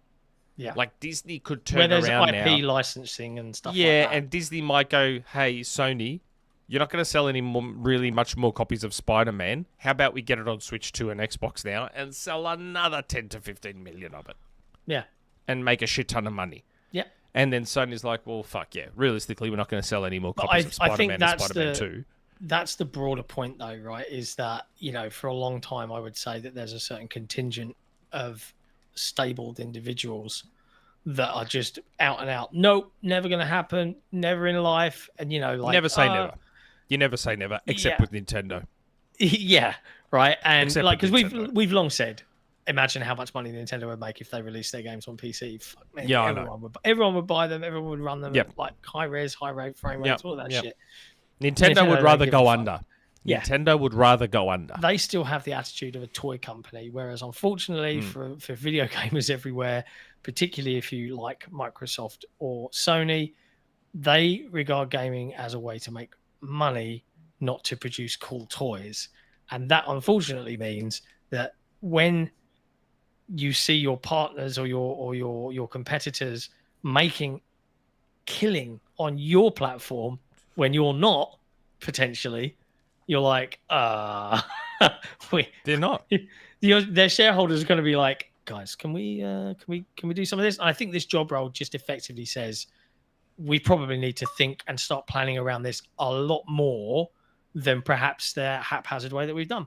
That's all I think that says. It does not say every single PlayStation game, whole slate. All of that is nonsense. Yeah, and it doesn't even have to happen because if the next generation plays Steam, GOG, and Epic, you get most, not all, because not everything has come to PC, but you get a lot of the games that you have been able to play.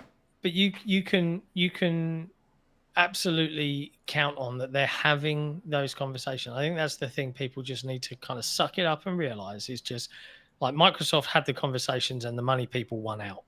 The only thing that will really kind of throw spanners in the works at Sony is the conversation about their brand. Because unlike Xbox, who has always been, aside from that 360 generation where they put up a reasonably good fight, they've always been kind of tailing for the most part. And, it makes sense for them immediately. For Sony, I think there is a more genuine conversation to be had. Everything around had the to be value of the slow brand. for them. Yeah. Everything had to be slow for Sony. That is why I continue to say that I felt sorry for Jim Ryan. Everyone wanted to push Jim Ryan under a bus. Jim Ryan and greater PlayStation has always been caught between a rock and a hard place on this stuff. Yeah. Because Nintendo is unique and always have been unique because they've got the piss weak hardware that costs them nothing, keeps development costs down because their games cost 15 cents to make, and then they go and sell. So even though Metroid Dread only sold like 3 million copies, I say only comparatively because they've got 150 million Switches out there, that game didn't cost much to make. No. So it doesn't matter that it only sold 3 million copies. And yet Last of Us 2 reportedly sold around 10 million copies, which in and of itself is a huge number, but the game cost 300 million plus to make and market. Yeah. So it's not. So all of a sudden, probably hasn't made as much money as Metroid Dread did, which only sold 3 million. Sony's problem, and this was always coming. We've always said it. Sony has been somewhat forced into this position because of how much their games cost to make. Well, they condition their audience to expect the Correct. best of the best in every So, class, and because there was of- no room for small games. Small games That's suck. right. Because all these Twitter warriors wanted their fruit breaking when Drake shot it, and they wanted the grass moving whenever Joel would walk through the grass. All the grass had to move. Every single blade has to fucking move. Otherwise, what are we even doing here? Yeah. And, you know, all those little things, again, because there's a lot of developers I follow, and you get a lot of insights when you follow actual proper developers, and not console warrior developers, I mean proper developers. Like, I remember seeing a Twitter thread of this guy who was former PlayStation who showed this clip where Drake would walk past the wall, get too close to the wall, would put his arm up on the wall to Lara support Croft does himself. it in the new Tomb Raiders, doesn't she? When she's Where going most through, games they just clip through. Yeah. Most games, just clip through.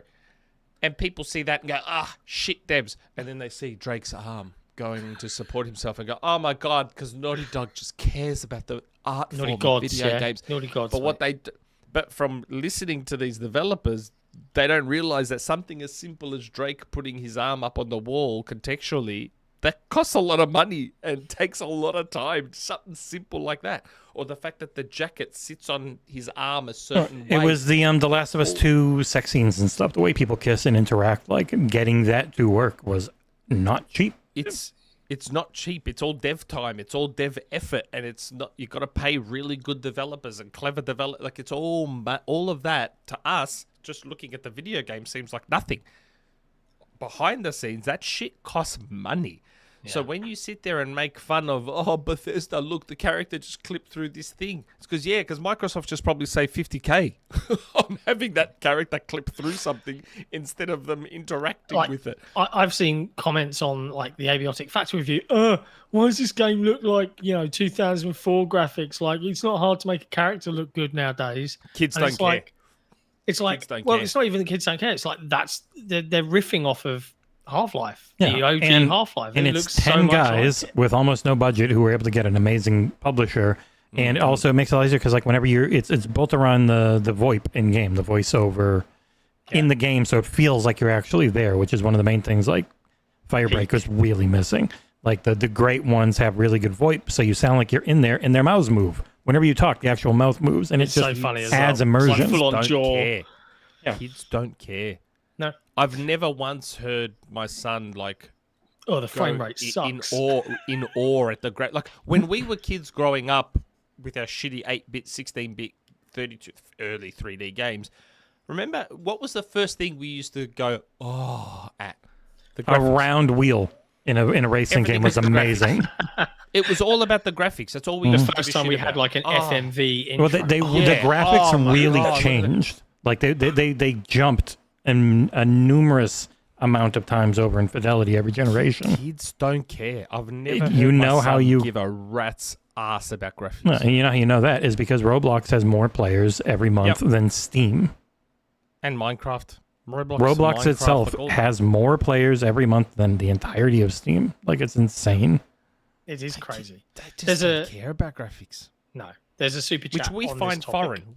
we find that foreign because growing up, Well, that's our all we graphics gave a changed. shit Yeah, about our as graphics kids. changed a lot, and as we said, they're good enough. And so now kids growing up in it are like, I like it when it looks cool, and that doesn't mean real. That just means funny or different. There's quite a few super chats. The one on this topic, though. Jason with a super chat. Hey guys, what games do you think will? Never mind. I'm watching you, Jason. Yeah, cahoots. It was a conspiracy, and everyone's in on it. Is it Nix's Sure is. exporting Helldivers 2? We got asked, and I thought it was I don't know. Nix's. I forget. Sure is. Nostalgia is a non-factor for millennials and up. Yes. Millennials are older than you think. Millennials Yeah, are 40. I'm technically a millennial. Yeah. I'm the millennial. I was 18 at Yeah. the year 2000. 1981 onwards is millennial. Millennials are old people now. They're middle-aged. Yeah. Millennials are old. I'm Gen X. I'm 1980, so I'm literally the final Gen X. Nice. He meant to say Gen Z. Stop yelling at him. Ah, okay. Yes, millennials are old people now. But yes, nostalgia for Gen Z, definitely they don't care. And the younger gens won't give a shit. That's why I think that the future landscape, once we're all gone, is going to be very interesting because they probably won't care about BC and they probably won't care about any of those things. So I wonder how that's all going to play out.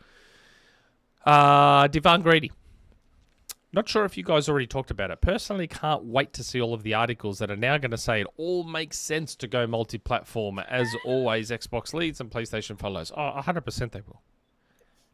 When PlayStation Suddenly there'll puts- be realization, right? There'll be like, if Spider-Man were to go to Xbox, let's say, it probably won't need to. Like we said earlier, if the next Xbox really does integrate Steam, then why would Sony want to spend the money to port it If they can get a when better they can cut just from let- Xbox.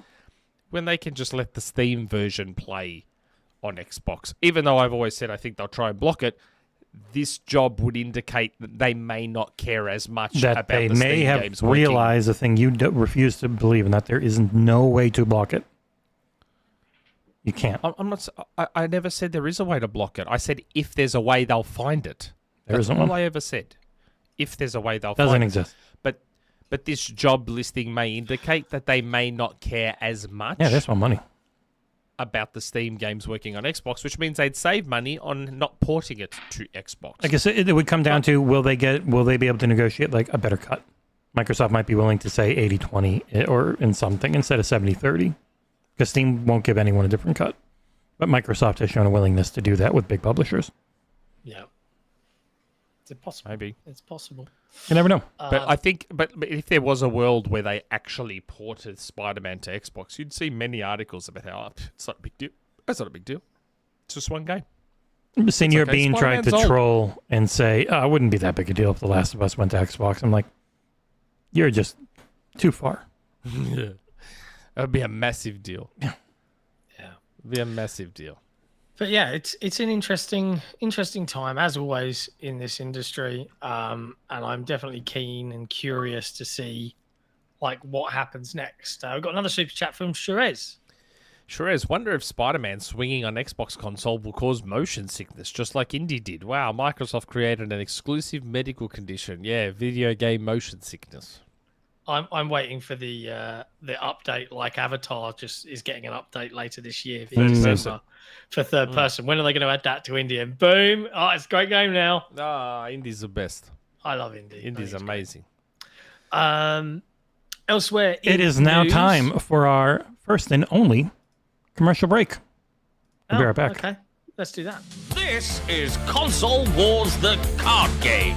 Featuring more famous video games than you can shake a stick at, Console Wars finally allows you to win a war you've been fighting and probably losing on the internet your entire life. Quit being a keyboard warrior with the warm embrace of anonymity to protect you. Now you and your friends can fight on the front lines, battling for incredible franchises, exclusivity, and eventual victory.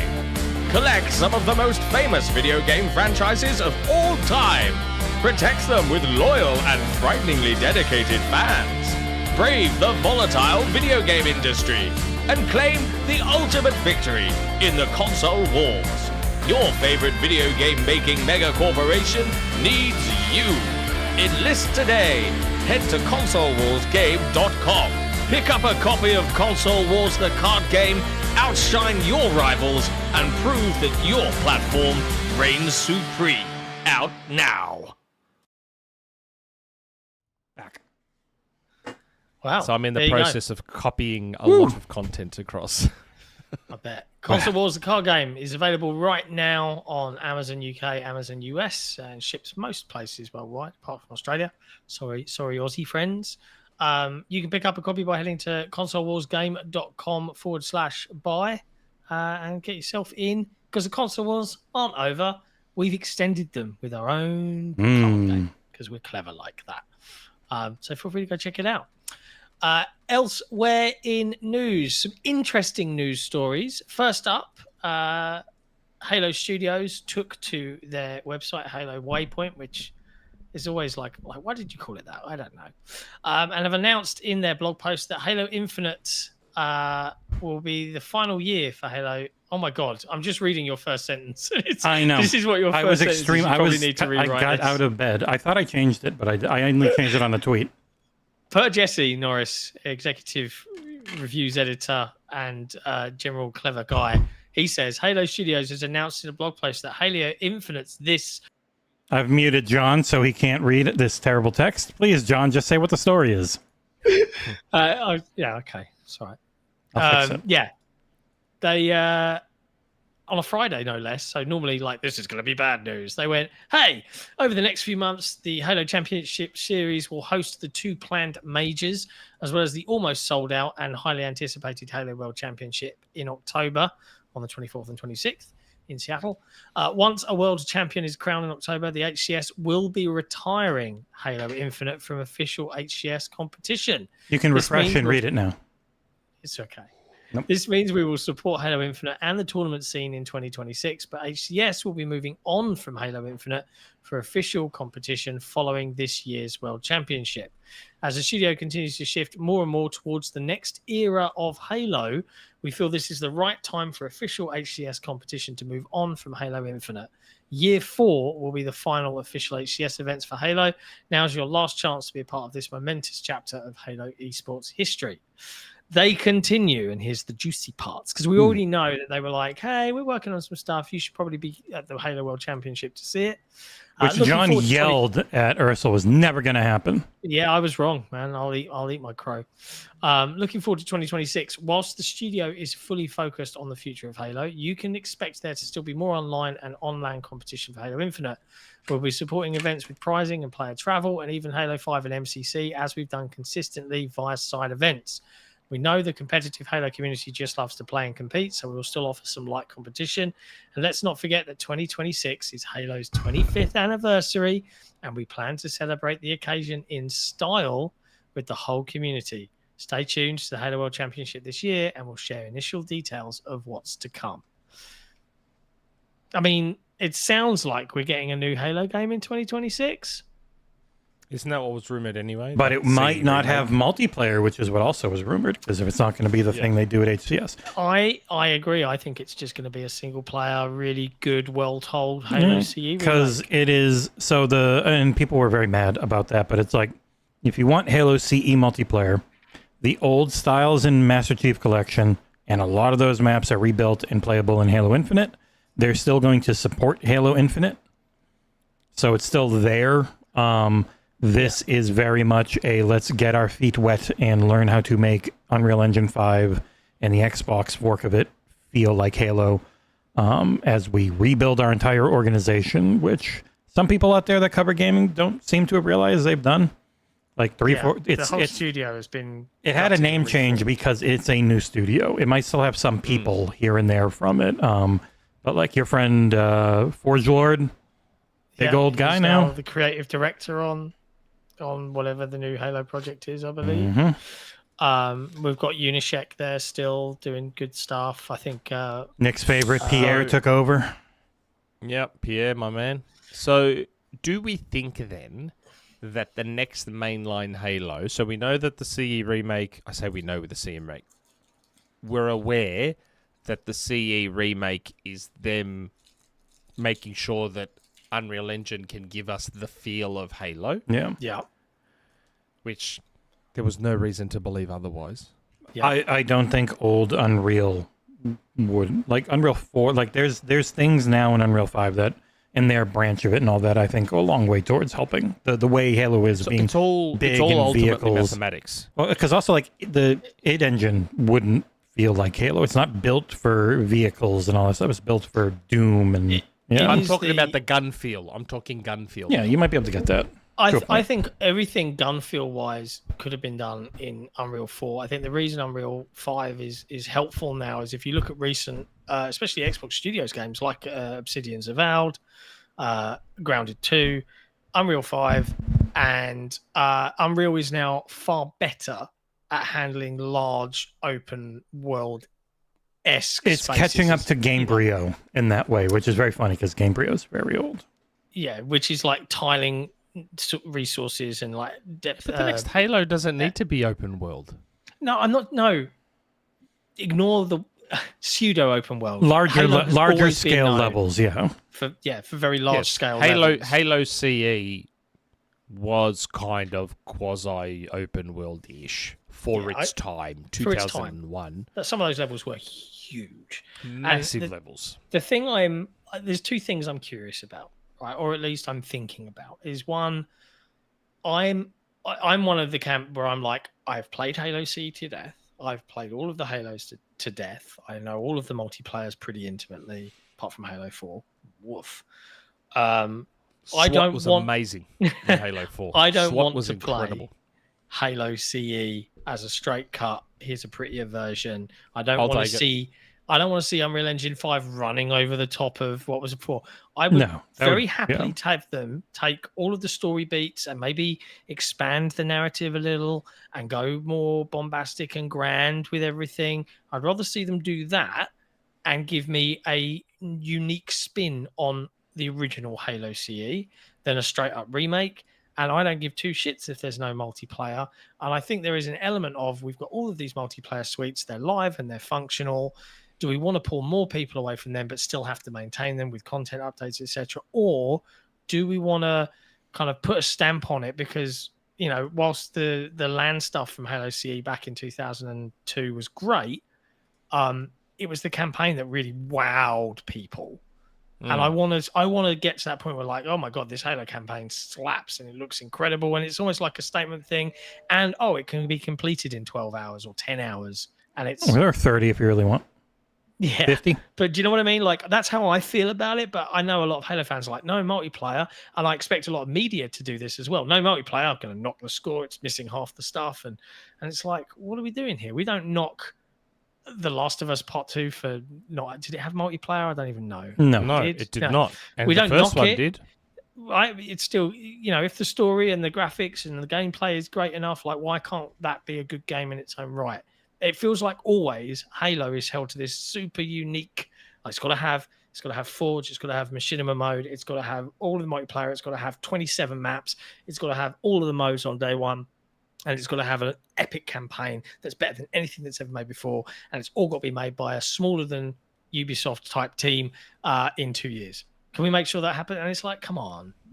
I don't know. That's how I feel about Well, it. the thing I really want them to take their time because I do think, like, as Nick brought up with Fable last week, they've got enough things coming. They can give proper time. Yeah. Don't I have didn't like say there- Fable was in there trouble. are rumors that the Battlefield Battle Royale for Battlefield 6 won't be ready at launch because EA always does bad planning. That's the way it always feels like to me. I might be wrong, but So on that, because I feel that this is super relevant to bring up, I saw someone call that out on Twitter, and good, lovely, very nice Mr. Tom Henderson actually replied, is he saying? and he said that the guy that's now on the Battlefield team was the guy that was helped launch the original Warzone, and the reason they do that is they get the initial second launch. paraphrasing here. Okay. Yeah, they kind of get the initial rush from the people that will buy the premium copy, and you get all the multiplayer, then you get all the people that then again hit for Christmas. Then you fast forward, and then you get a new influx of players and microtransactions jumping Okay. onto that. Oh, you know and what? when you put it that way, I'm yeah. like, You know what that Makes is? sense. It's GTA 6's campaign, and then months later, GTA Online. Or Online. if they do them both at the same time, GTA on consoles, months later, GTA on PC. So, yeah, I can get that. But for Halo's history, I would be happy if they took their time and had everything ready, because I think everything Halo Infinite had 2 years after launch would have been a bombastic success compared to how it ended up going. yes, if they ever had all the tools and all the maps and everything in there and in the way that it was 2 years later, it would have been an all-time great. But that is always the frustration that I think a lot, and I get why a lot of Halo fans feel that way, is because that has been par for the course since Reach, right? Bungie saw Reach out, and it was this complete product that had everything, every feature that they'd built over Halo 3 and into Halo Reach, and it was like, oh my god. And then Halo 4 was like missing X, Y, and Z, and it's like, why? And then they did it again with Halo 5, why? And then they did it again with Halo Infinite, and it's like, god damn it, guys, you're like 3 for 3 here. Do we think that with the next major Halo, so not forgetting the alleged remake, do we think that the next mainline Halo is when they finally separate the multiplayer and the single player and make the multiplayer a platform that will hopefully stand for years and years? There are multiple Halo projects in flight with Halo Studios. So there's a part of me that thinks that the CE remake, if that's what it is, because obviously we're all operating on conjecture and reporting from various folks, if that's what it is, the other projects, right, I fully expect one of them to be the next multiplayer platform, and I fully expect that next multiplayer platform will launch everywhere, because the biggest games in the world are everywhere, and Microsoft want that to be the case. I am curious if they would try and make it a platform, because Halo Infinite was built to be a platform, because you had the campaign was named, and like they could have added in more as DLC you download alongside the multiplayer game. So do they try and do that Call of Duty HQ setup and just have whatever this next multiplayer thing is a free to play, you grab it, and then you can spend 30, 40, 50 bucks, whatever, to get each single player camp or multiplayer or campaign I think with the co-op. time has come. I think the time has come. Like, separate Halo's multiplayer now, make it its own standalone platform that can be, it can be initially aligned to whatever Halo 7, Infinite 2, whatever the hell it is. It can be aligned to that game in some fashion, whether it's visual touches, like aesthetic, weapon base, whatever. But I still think the time has come now to make it its own thing that can be its own platform. It's Unreal Engine 5, so it's easy to just fucking implement changes and keep the thing updated and going.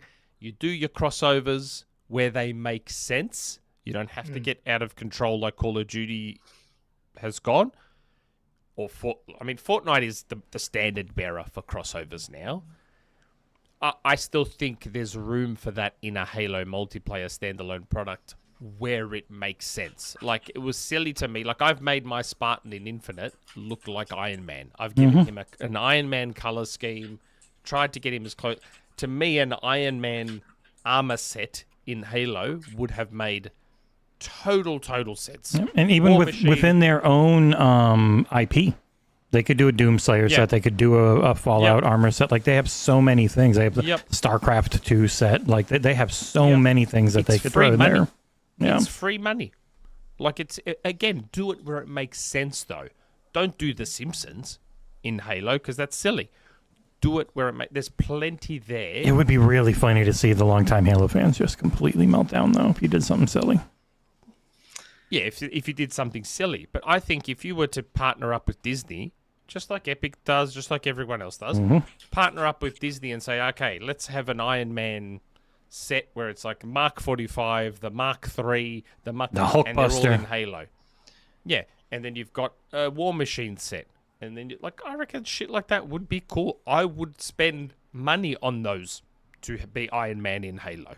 It would be grouse. The thing that I think it's probably an unpopular opinion, or maybe I'm wrong. Like, reading this, particularly being from an HCS perspective, right? I think that one of the worst mistakes, and I'm going to say it's a mistake, this is just my opinion, of 343/Halo Studios was always focusing on this pro competitive landscape, because the original Halos were always built with like fun and social interaction and silliness almost to a degree in mind first, which is why they were so popular. And I think that the slant of like, well, let's make a game catered to the pros and then we'll add some silly stuff for everybody else, then we'll make it social, is the wrong way. Make the social stuff first, build the fun first, and then let those MLG kids pick everything fun out and just leave it to the battle rifle and maybe a pistol and, you know, whatever. That feels like the better way to go. And I kind of want I don't wish for anyone to lose their roles, but I want the focus to be away from a multiplayer perspective from the pro team and all of this. I don't give a shit about the pro team. I just want to play good old Halo with a healthy population that's fun and not fucking sweaty all the time. Like, I want to be able to go in and just have a laugh with the boys. Do you know what I mean?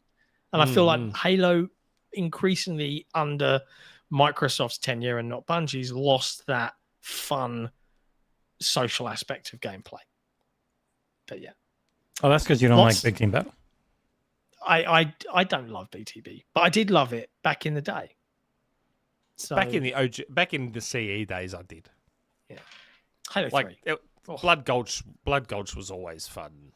Used to play all sorts of silly games, but with a group of people, that was always fun. Yeah. Anyway, elsewhere in news, we've got a few random things picked out. Wolfenstein is reportedly getting a TV show from Amazon with, I believe, the same showrunners. It's not some of the same staff. It's a different showrunner, but it's executive produced by people behind like Man in the High Castle and the Fallout show. Incredible. And one guy, Machine Games. I saw this, I was delighted. Machine Games gave it a little like eye emoji on Twitter. But then I saw a tweet about an hour or two ago that was literally a picture of the guy from Jack Reacher. It was like, easiest casting ever. And I'm like, yes, you've already got him. Like, the Amazon know him. He's great. Yeah, get him in as PJ Blazkowicz. He's probably already contracted to Amazon. I do not want to see another actor in that role. He is literally perfect. Like, I can't imagine anything better. Like, please make this happen. But this is the problem, though. Like, how many times do you see that and then they still don't cast them? Well, it also depends, when are they filming, when is he available. Like, there's more to it than just, this person would work great. Like, I thought Stephen Yeun would have been great as Sentry in Thunderbolts, and he was cast for it, but then things got moved around, and it didn't work anymore. Like, it happens sometimes. I'm sure they would definitely give him a long look. It's like the Gears movie or show. Batista wants to do it. Just give it perfect for Marcus. But if it's a young Marcus, it doesn't work. Plus, he's not jacked anymore. He's slimmed down because it wasn't healthy to stay jacked at his age. He can get jacked. Doesn't want to. He doesn't want to stay jacked anymore. Roles. He actually if he wants Marcus. Yeah. Well, he did it an depends. interview where he was like, I don't want to be jacked anymore. I want to be taken more seriously as an actor. He's a good actor. That's fine. And he is. And he can still do Marcus if he's not jacked, because it's the armor that makes We know who's getting both of these roles. Chris Pratt. Yep. Yeah. Chris Pratt is. So if we know that the armor will never come off, then he doesn't have to get jacked to be Marcus Phoenix. He can stay lean Batista. That's fine. He only has to get jacked if the armor has to come off. It really depends. The Halo showrunners doing it. When would it be set? If it's set like Young Marcus into the Pendulum Wars, into then the whole E-Day, all that type of stuff. Just CG him. That's so expensive. They are trying to move away from CG when you don't need it because CG is so expensive. Like, it can do things. Yeah. But good one, Josh James. Tom Holland as Marcus Phoenix. You know what's weird? I saw before Fantastic Four, I saw the little teaser for the Odyssey, and John Bernthal's in there, and it just doing an American voice, and then they have Tom Holland also seemingly just doing an American voice. Like, if you're just gonna have everyone do their native accent, why not just have? I guess everyone's native accent has to be American. Well, they did American it with British. Denzel for for Gladiator 2. Gladiator 2. and I loved it. That was So, the like, I last. don't know, It worked in the last duel with Matt Damon and Adam Driver and all them. Like they didn't have him try and do oldie French accents. Very good movie, by the way. I want to know why everyone in all the old Greek movies, why does everyone sound British? Because the Brits are the ones Why making do them. they Mate. give them all British accents? they probably when they were all talk British English. actors because we made everything. No. In ancient Greece, they didn't speak English. So I don't know why they would have British accents. Were they? just Why is speaking every English? They evil would Russian sound- guy played by a British guy? Like it.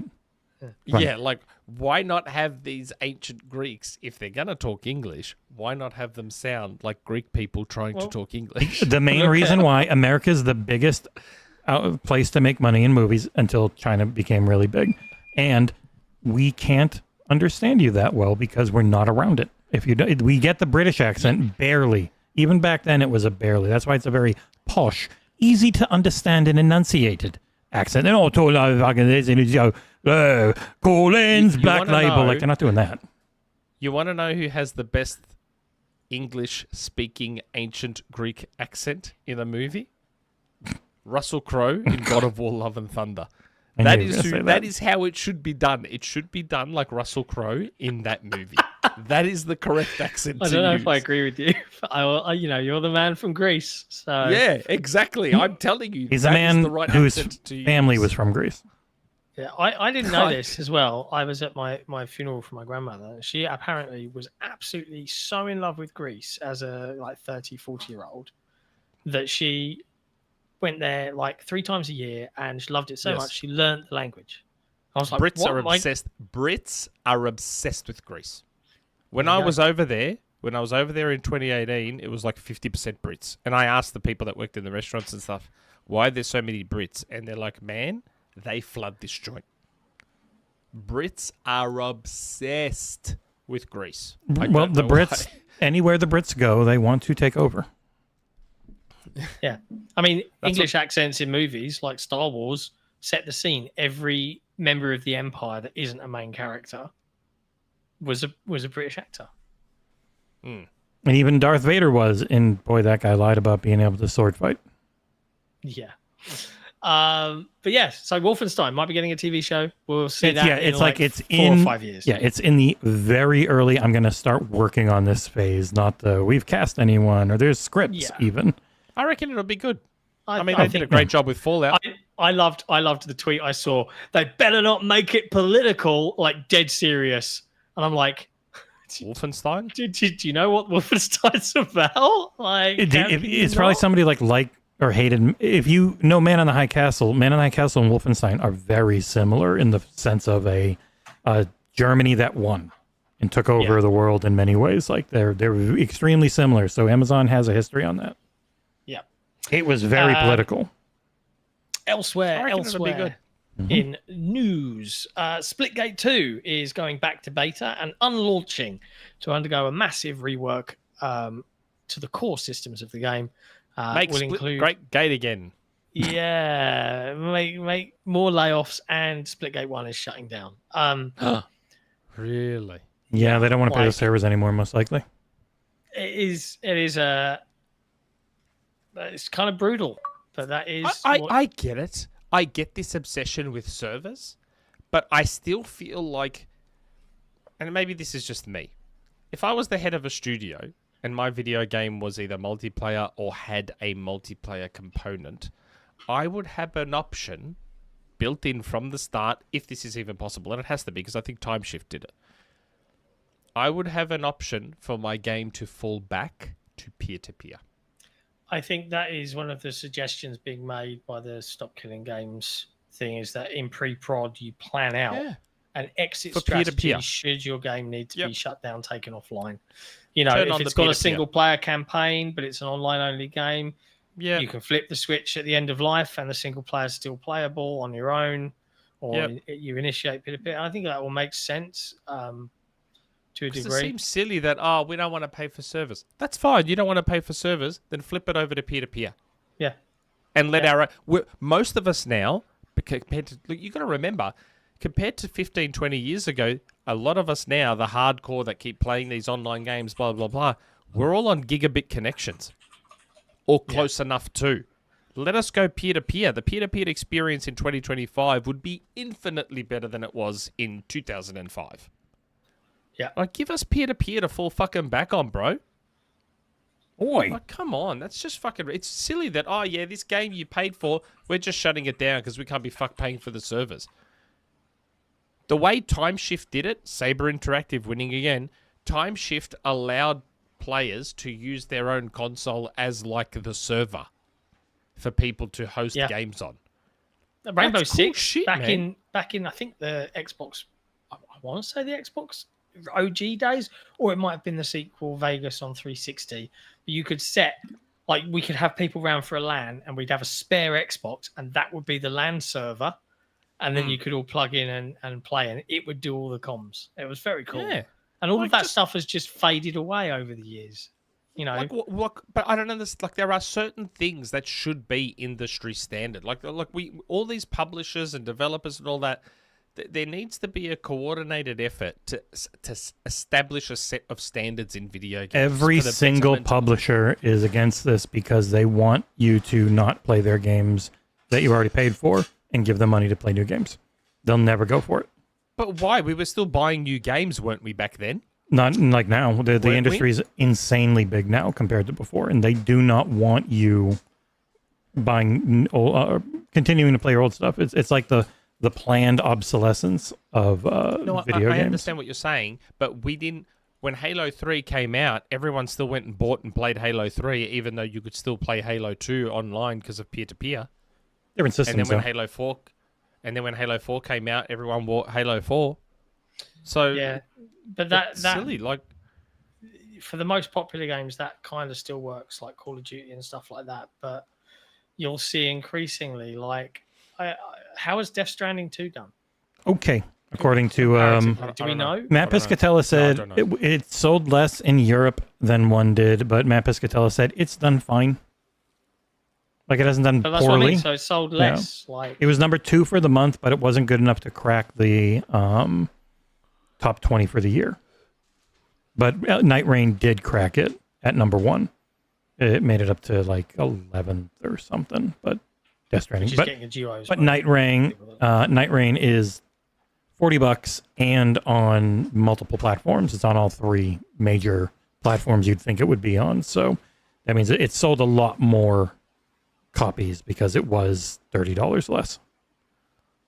bots, peer-to-peer fallback, that sort of shit should be standard. Cross progression. Yes, but then, like, and I saw David Jaffe making this kind of argument on Destin Lagari's show the other day. Okay, if you're asking the developers to do that, you're probably taking away budget and resources for another feature that you want. So then there becomes this decision from a creative standpoint of, okay, well, the law says we have to do this, this, and this now, so we've got to cut this, this, and this that we've planned because the budget can't stretch that far. And that is the nebulous. We don't know what the end result of this movement is going to be. And I'm not advocating for it, by the way. As a consumer, I don't give a shit. I just want everything, right? But I also understand. No. It's not about wanting conversation. everything. It's not about wanting everything. It's about wanting an option to continue playing a game I've paid for I completely beyond agree. when the developer can't be supporting it.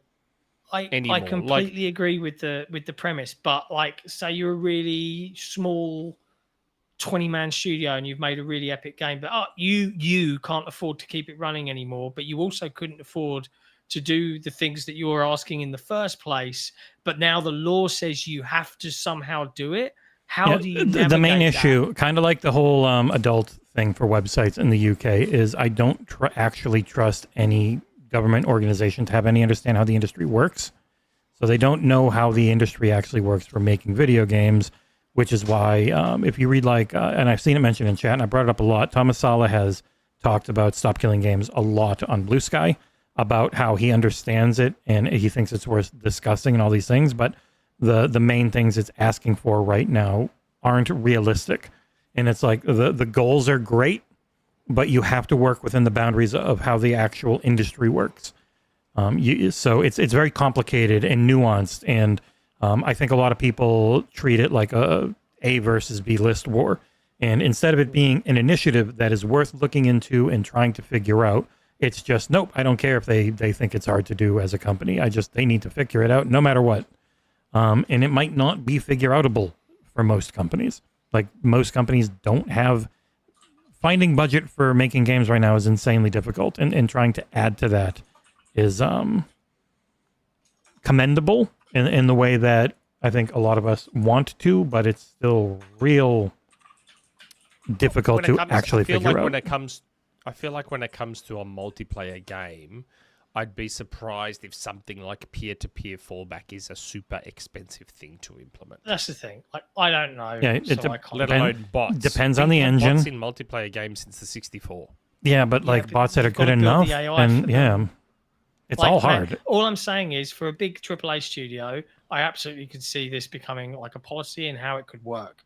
But video games and the way they're made are so broad for all sorts of different size teams. If you apply a blanket approach on how everything should be done and it has to apply to every game, big or small, that suddenly is like, okay, are we infringing upon the creativity and the design aspirations of the team making the thing that they want to make, because now they've got to follow a set of arbitrary rules that now takes away from A, B, and C that they now can't do because the budget doesn't, all of those things we just don't know the answers to. And I think it's a lot more nuanced than a lot of people just kind of look at it as like, yeah, I agree. How hard, whenever you say how hard could it be to do this, the answer every time when you ask an actual developer is unbelievably hard. It's always difficult.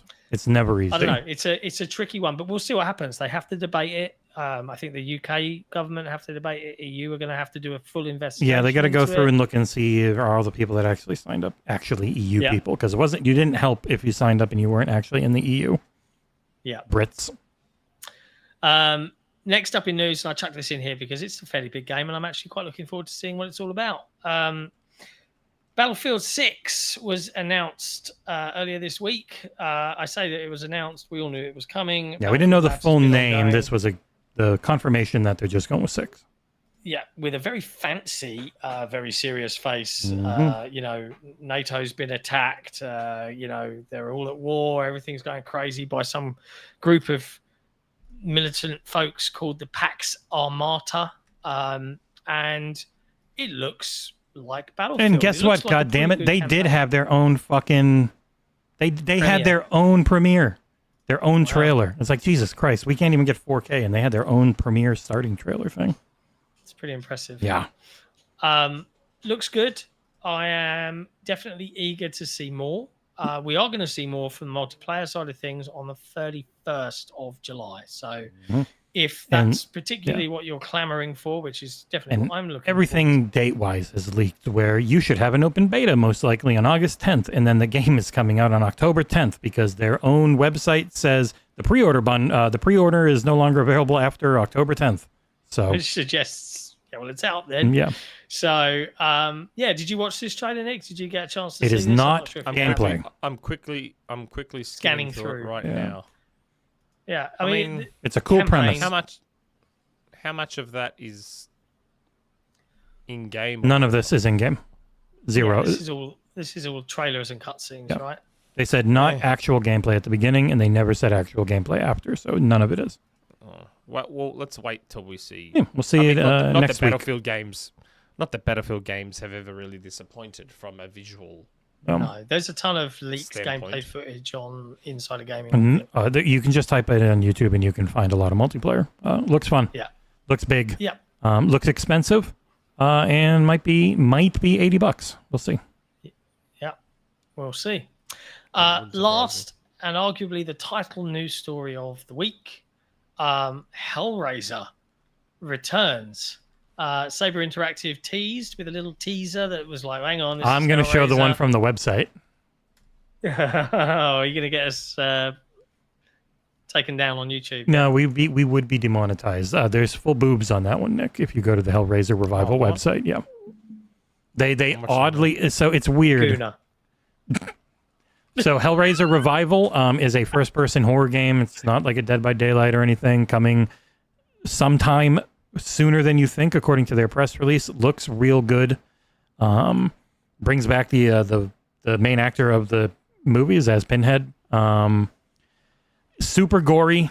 Lots of booba in it. The boobah gets wiped out on like the Xbox and PlayStation YouTube trailers, but if you go to the Hellraiser Revival website, you can see it, and a little bit more, including this lady getting torn in half at the end, because why not? Bone Tomahawk vibes. Lovely. Yeah. So you essentially, I think you're the guy in this, and you're going to hell to try and save her or something like that. I'm not 100% sure. Looks real pretty, coming from Saber, who are always working on 8 or 9 things at a time. They're also doing like Turok and a whole bunch of other shit that's coming soon. Yeah, this looks awesome. I will happily review it and force John to do a Hangouts of it. Well, so on that note, following an extremely busy couple of days at the start of the week, I would like to do a couple of streams. First being playing My Friendly Neighborhood, which is a horror game that's out now on Game Pass for patrons, and there was something else I wanted to check out, but I can't remember what it was. My brain will tell me. It was horror. Oh, that's right. Hey, Saber is doing Jurassic Park Survival as well. They are. Yeah, that I will not be able to play. No way. I can't be chased by dinosaurs. Like, nope. So you are pretty much guaranteeing that someone's going to pay so that you have to do that. Next subathon goal: make John play Jurassic Park Survival. I mean, I could play the first hour, but I would be such a wuss about it. No one wants to see this shit. Everyone wants to see it. Yeah, Nick, Holy I wasn't. shit. Nick, I wasn't kidding. Oh wow! Yeah, you do see everything. Yeah, she's topless, and then she gets ripped in half because sex is evil, according to the Catholic Church. But yeah, super gory, looks good, like very pretty. Outside of the obvious, just massacred bodies that you see repeated. I do like that the sanitized trailer is just a little less gory. Like you don't get the full back torn open, ripped in half body, but you get pretty much everything else and no boobs. But yeah, it looks good and kind of out of nowhere. You know, I've never actually seen a Hellraiser movie. No, I've seen the first one a long time ago. You need to do 1985, this, John. I think. We're both here right now. Yeah, I'm sorry. Oh, okay. Sorry. Yeah. Good for horror fans. I mean, horror fans are like eating. There's tons of stuff. I think Bloober Team put out some stuff this week for Kronos: The New Dawn as well. Like, yeah, they put out a gameplay trailer. It looks good. I wonder if Hellraiser is going to be at Gamescom. I haven't heard anything. I've always heard that all the best Gamescom stuff hits like the week or two before. So I've left. Man, seeing I've left emails us coming now, inspired. you're like, motherfuckers, where were you 3 weeks ago? That's what, no, but everyone who does this every year knows. That's why I've left us spots. I just always remember going to the video store as a kid, and I always remember seeing the Hellraiser movies on the shelf and the guy with the pinhead, and I'm like, oh, the that lament looks scary, configuration. but never actually rented one and watched I remember Hellraiser movies. 1 and 2 okay, like good, and then it kind of fell off. And then there was somebody said like 5 might have been really good or better. But yeah, it was one of those things where it was like, fucking hell. yeah, I mean, let me type in how There's many a lot of Hellraiser movies. Hellraiser movies are there? 11. Yeah, there's heaps of them. No. Jesus. Okay. I mean, that's just once the rights go to like one of those, let's just make them every few years for direct to streaming, direct to DVD, direct to penny theaters. You get a lot. But never watched a single one of them. Not once. I have no idea what they're like. Well, there you go. There's a bunch of other stuff, frankly, folks, that has happened this week. Like you should probably head over to XboxEra.com where you can read about it. Oblivion Remastered hit 9 million players. We've got a review for Wheel World out on the site. The Outer Worlds 2. Holy shit, how did we forget about this? Microsoft reversed their pricing increases from 80 and now it's 70 again. That was silly. Their pre-orders must have been you know what happened. I would not be shocked if it was the whole thing that happened around the used game online check-in thing where they were like, everyone agrees we're all going to 80, right? And then everyone just pulled the rug out from under them, and then Borderlands is 70 and Ghost of Yotei 70, and like everyone just went to 70. Only Nintendo went to 80. So I think only Nintendo can. That's right. Well, supposedly Battlefield might be. We've got a couple of super chats. I think we missed the one from Jordan Andow. Oh, Yes. and there's an original one from Cody Bishop we Cody can Bishop. finish with. A long time ago. So Jordan Andow had Alan Rickson will be either Marcus Phoenix or BJ Blazkowicz. I reckon he works for both. Yeah, I reckon can see he it. would work for both of them. Mm-hmm. Like that would be fine. I don't watch Jack Reacher. It's but good that dad TV, dude- mate. Yeah, he So was that really is- good in the Fucking jacked. Ministry of Ungentlemanly Warfare. He was great in that. He was fun in that. Yeah. Yes. Yeah, He I was- remember him in that. Yeah. He played a Swedish man or something. Yes. And I've seen him in other stuff. I've just never watched Reacher. specifically. Reacher's fun. I like Reacher. That was one I've of seen the- the Reacher movie with Tom Cruise. And I liked both of them, Yeah. funnily enough. I like It was I just like a- those Jack Reacher movies. So the complete opposite of what that character is supposed to be. Yes. Yeah. Is it? Oh, Yeah. I don't know. In the books, he's just an enormous human being, and then in the movie, he's this little tiny guy who has to stand in Yeah, apple it's- boxes. Tom Cruise, who's like short as. Yeah, like 5'6", 5'7" ish, supposedly. Yeah. The other super chat, Cody Bishop. How awesome was that new South Park episode? I haven't seen No. the entire episode yet. There's Cody Bishop's just watched Hulu 2022 reboot of B Hellraiser. Mm-hmm. was All right, the but other. we also missed his South Park one from But we the all start said of we the were show. going to do it at the end. Yeah, that was the didn't we? last one to move in before we do the game show. Whatever, man. Just watch Hulu 2022 reboot of B Hellraiser. I've never seen it. But yes, I have seen the South Park episode. I don't I I can't haven't show seen any the of full that. episode yet. I haven't seen it yet. Holy shit. Like, I the haven't read it. the context of this is that reportedly, allegedly, etc., Paramount capitulated, or CBS capitulated, cancelled Colbert's show, blah blah blah. They've got a Their person acquisition at the over line. FCC that now watches everything they say to make sure they're not biased against the president. They're not allowed to be biased against the president. So they then paid Matt Stone and Trey Parker, I think it was like 1.5 1.5 million billion allegedly. for 5 years streaming rights of South Park. And then the first episode of season 27 is They all shit on about Trump. Donald Trump, depicts him with a tiny penis. He is He's basically he is Saddam Hussein yeah. 2.0. But Yeah. the Yes, worst bit yes. of it, and honestly it was horrific, was a AI generated, I think. The ad at the end. But yeah. it was a positive ad. Yeah. Donald Trump just happened to get very naked in it, and then Yes. right at the end, he's laying naked in the desert, and this tiny His little his fucking dick mushroom starts dick. talking. His dick starts talking. I couldn't believe what I was watching. Why? They've done shit like that plenty of times over Man, the years. it's just like when you look at the rest of the stuff that's gone around, it's like holy. Do you not watch fuck. South Park? I haven't. Man, it's 30 years old. I haven't watched it probably that religiously stuff- since I was South like 20. Park. South Park has been doing stuff like that since I know. almost day one. But using I was AI not shocked. and- I was not shocked by that at all. and, It was very they have been going full AI. They were doing deepfake tech, so it could have Oh, also did they? been that. Like they've been trying to develop some deepfake tech for a while, which essentially Oh, is still it looks like AI. it looks like Trump. Yeah. It looks like Trump. Like I thought maybe they got like a person that just look alike, like a look-alike actor. Mm-mm.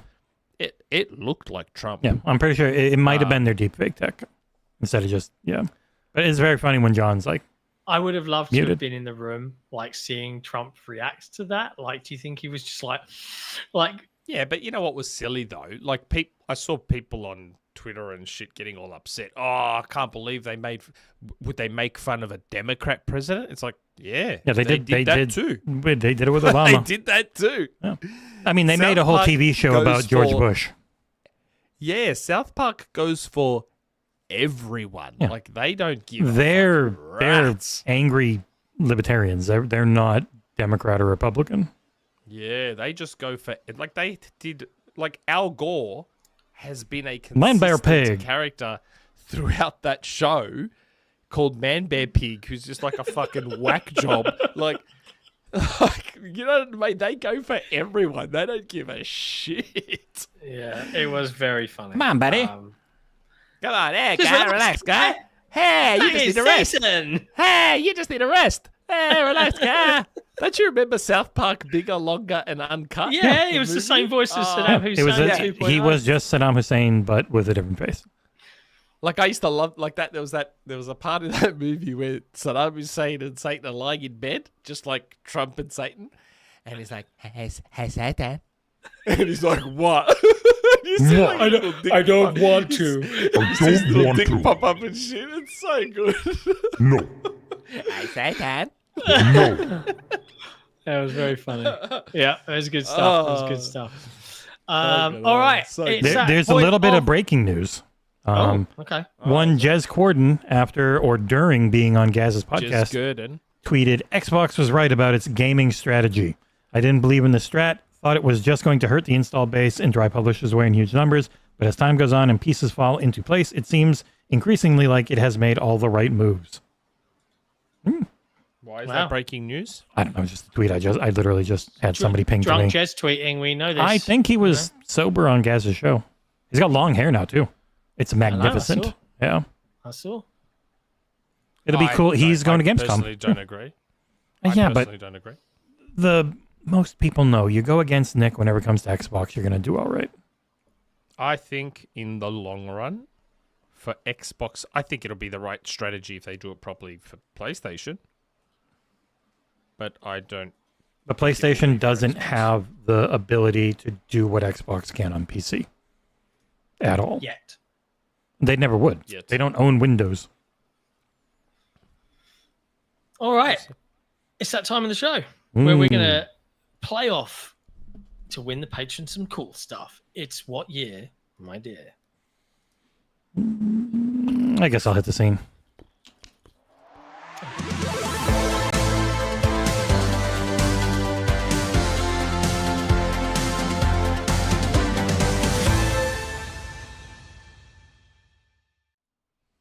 And we're back.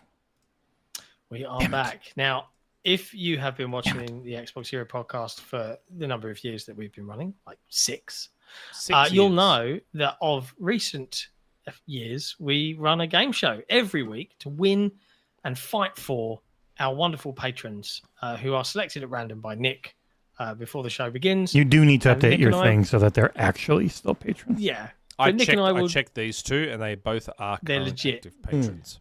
We're going to do battle as we guess what year these video games came out to win one of these patrons a game code because they're awesome. And if you want the chance to not only be able to take part in community questions every week and be up for the bucket of selection here in terms of winning game codes from us, you should probably join the Patreon. I mean, you should anyway, because like Jesse runs giveaways pretty much like There is one going right now for anyone, because I just have too many things, so you can win 2 games. If there's 20 people, because that's the max it lets me hand out at once. So I'm handing out 40 games on discord.gg/XboxEra in the giveaways, and another 40 in the Patreon lounge. But there you go. Nick, who are we playing for this week? I am playing for Mattress 86, Ooh. and John is playing for Clutch Kwando. Ooh, Cool. nice. Cool. All right, Jesse. What's the theme? The theme for this What Year My Dear are games either published or developed by Bandai Namco. Oh crap! God. Crap. Mm-hmm. Are you sure you don't want to pick a different theme? Yep. I picked this one on purpose. I wanted to make it a challenge. You should have heard of most of if not. Are you Have sure you played don't some- want to pick a different year, you jackass? Now, I will say you have to remember, I watched the episode the other day. I must let you know, one of the types of systems that these games are released on were known as electromechanical. Great. That I've was been bamboozled. Bandai. Bamboozled. Well, Namco has been an arcade company since the 50s, the 1950s. Wow. Okay. Just to let you know. Right. Okay, Okay. All right, gentlemen. awesome. Number one is a property you have heard of, and a game beloved by all the anime fans who are very sad that this game is now tied up in legal troubles since its creator died. Dragon Ball Z Budokai Budokai Tenkaichi 3 for the PS2 and Wii.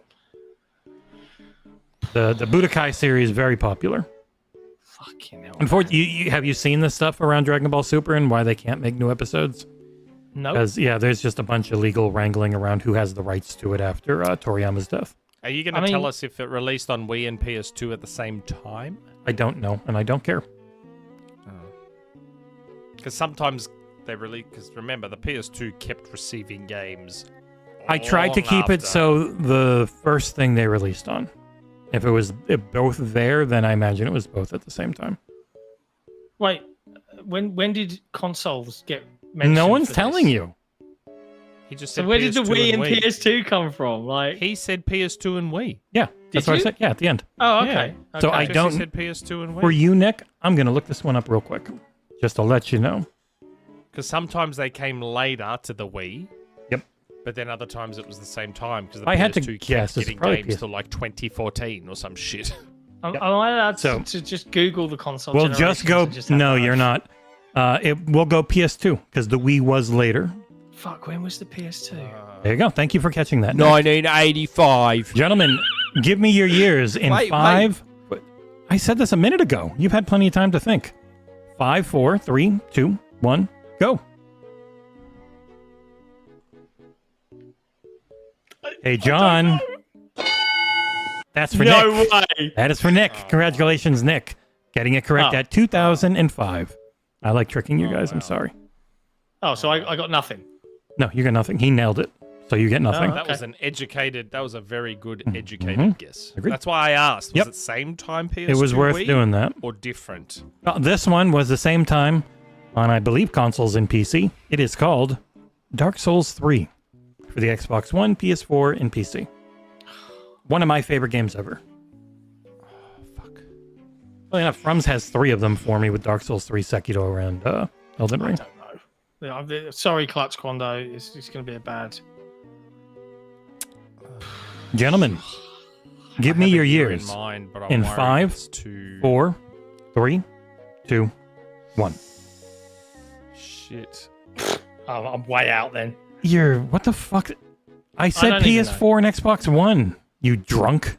Yeah. Which I don't came know. out in 2013. 2016. I was going to say 2016. It was 2016. No one gets a point. I'm not giving you that, John. You are way too far off. You don't get a point. And I was going to put 2016, Yeah, but I'm it's, like, it's fine. I don't even disagree. I didn't even hear you mention the console. Jesus Christ. All right. The next game came out on everything. PS4, PS5, Xbox One, Xbox Series, Switch, PC. It is called, from the creator of Dragon Ball, Sandland. Covered by our very own Cengiz. I don't even know. Always what great seeing your editor-in-chief just shake his head saying he has no idea. It's something that someone on his team covered. Actually, I think I have an idea. Yeah, it's a little pink demon guy with the tank. Gentlemen, give me your years in 5, 4, 3, 2, 1. We are now tied as John has nailed the year of 2024. All right. We'll go something a little different. We're going to do an electromechanical one, which means it's an arcade game. So we could go as far back as 1950 and I'm safe, 1950 right? Yes. something. Yes, they started in the late 50s doing these things, and they were doing them all the way up through the 2000s.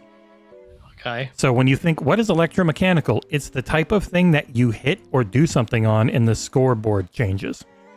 Right. So, like you get those mole games and you whack the moles and the scoreboard goes up. That is electromechanical. Oh, up in Queensland, I saw someone made that Atari, I guess, made an electromagnetic pong.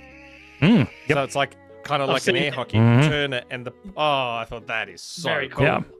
That is so cool. This one of the grandfather of arcade games, it was a first-person shootery game called Periscope. It was their first one. Was this the tank one? So this is, I think it had other variants, but this is the one that you actually put your eyes up to a periscope and you were, No. yeah. Yeah. I remember this. I chose remember ones this. that I remember from the arcade. There's only 2. They're both extremely popular when I grew up. This is one of their firsts. So if they started And- doing and You them, can go all the way Here back is to late like the 50s. 50s. so it could go back. You They can go all really, the way back to the 50s. it could, but as a company they existed, but maybe that isn't exactly when they did their things. Gentlemen, give me your year in 5, 4, 3, 2, 1. No way. What? Oh. Neither of you nailed it. Whoa. You are both 1 year off. It was 1965. Wow. I'll give you both. No. You both get a point That's for that. nuts. What? That we both picked that year. What? That was We're getting impressive. that close. So this one, everyone on the planet knows this one. Like, everybody knows this game. It's one of the most iconic in all of gaming. The original Pac-Man at the arcade. Ah, yeah, I know this one. Fuck, I don't. I do. I- I know this one. It's going to be He's really gonna funny guess if you it. get He's gonna fucking But guess it's it also right. going to be You funny watch. if you get it wrong, Nick. It would be very funny. No. There's a reason I know, Jesse, and you should already know the reason looking at the year. Oh, okay. Thanks, Nick. Wow. Give me your years in 5, 4, 3, 2, 1. Fuck off, dickhead. Piss off. It was 1980, which Nick once again just gave away by having to talk too much. I already knew. I know Pac-Man because I've always remembered that Pac-Man came out the year I was born. I've always remembered that. Well, what about this beloved Pac-Man game that I actually don't know if anyone liked or not, called Pac-Man World for the PlayStation 1?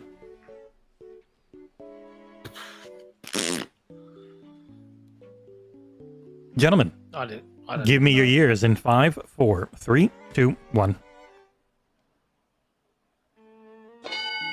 The guy who never knows nailed it. 1999. Right, pure guess. Love it. Clutch. I might clutch this one. I gotta make sure this doesn't seem right. Yeah. Okay, I had the wrong. I was missing a number. Gentlemen, what year did Soul Calibur 3 come out on the PlayStation 2, where I believe it's still the only place you can get it? What do you mean? I it's still played the that only one place a you can lot. get it? It's on Xbox. Was it? Isn't Soul there Calibur one? 2 is on, it's backwards compatible 3. on Xbox right now. Soul Calibur 3. Oh, Soul Calibur 3. Oh, sorry. Shit, Yeah, shit, on the sorry. PS2, so that's where the 2 came in. Because I only ever seen think I this know one this. on PS2. Gentlemen, give me your year in 5, 4, 3. Wait, hold on, man. Come on, like, give me like at least. That was some 20 of the seconds. to bloody do it. That was Jesus Christ. 2, Soul Calibur 3. 1.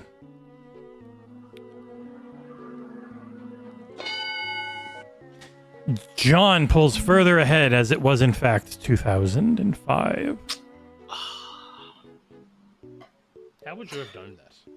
We all need to shine on to see. I used to love the original Soul Calibur. I kept up with the series for a while. Yeah, I love the original Soul Calibur as well, and I got bought Soul Calibur 2. And I didn't help you loved with 3. Soul Blade before it became Soul. Soul Edge. But I was the Not Sega Soul guy. Edge. So I Yeah, wouldn't- Soul I- Blade in the UK, I think it was. I Oh, only God. knew Soul Calibur because I was a Sega guy and it came out on Dreamcast. I just used to love the song. We all need to shine. How good it looked and ran to on see. Dreamcast. All right.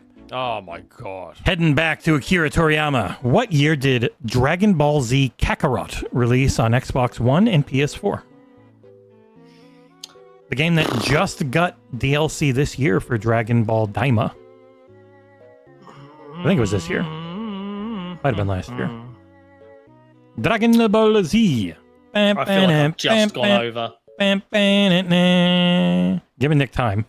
All right, gentlemen, show me your years. Oh, okay. I typed. What did you type? Am I just giving Nick a point? I just typed 2017 to cat. Ah, bullshit. Shoot. Bullshit you did. Bullshit you But you're both way off. It was 2020. did. I'm giving Nick 1 point. Bullshit you did. John never showed it. Nick gets a point.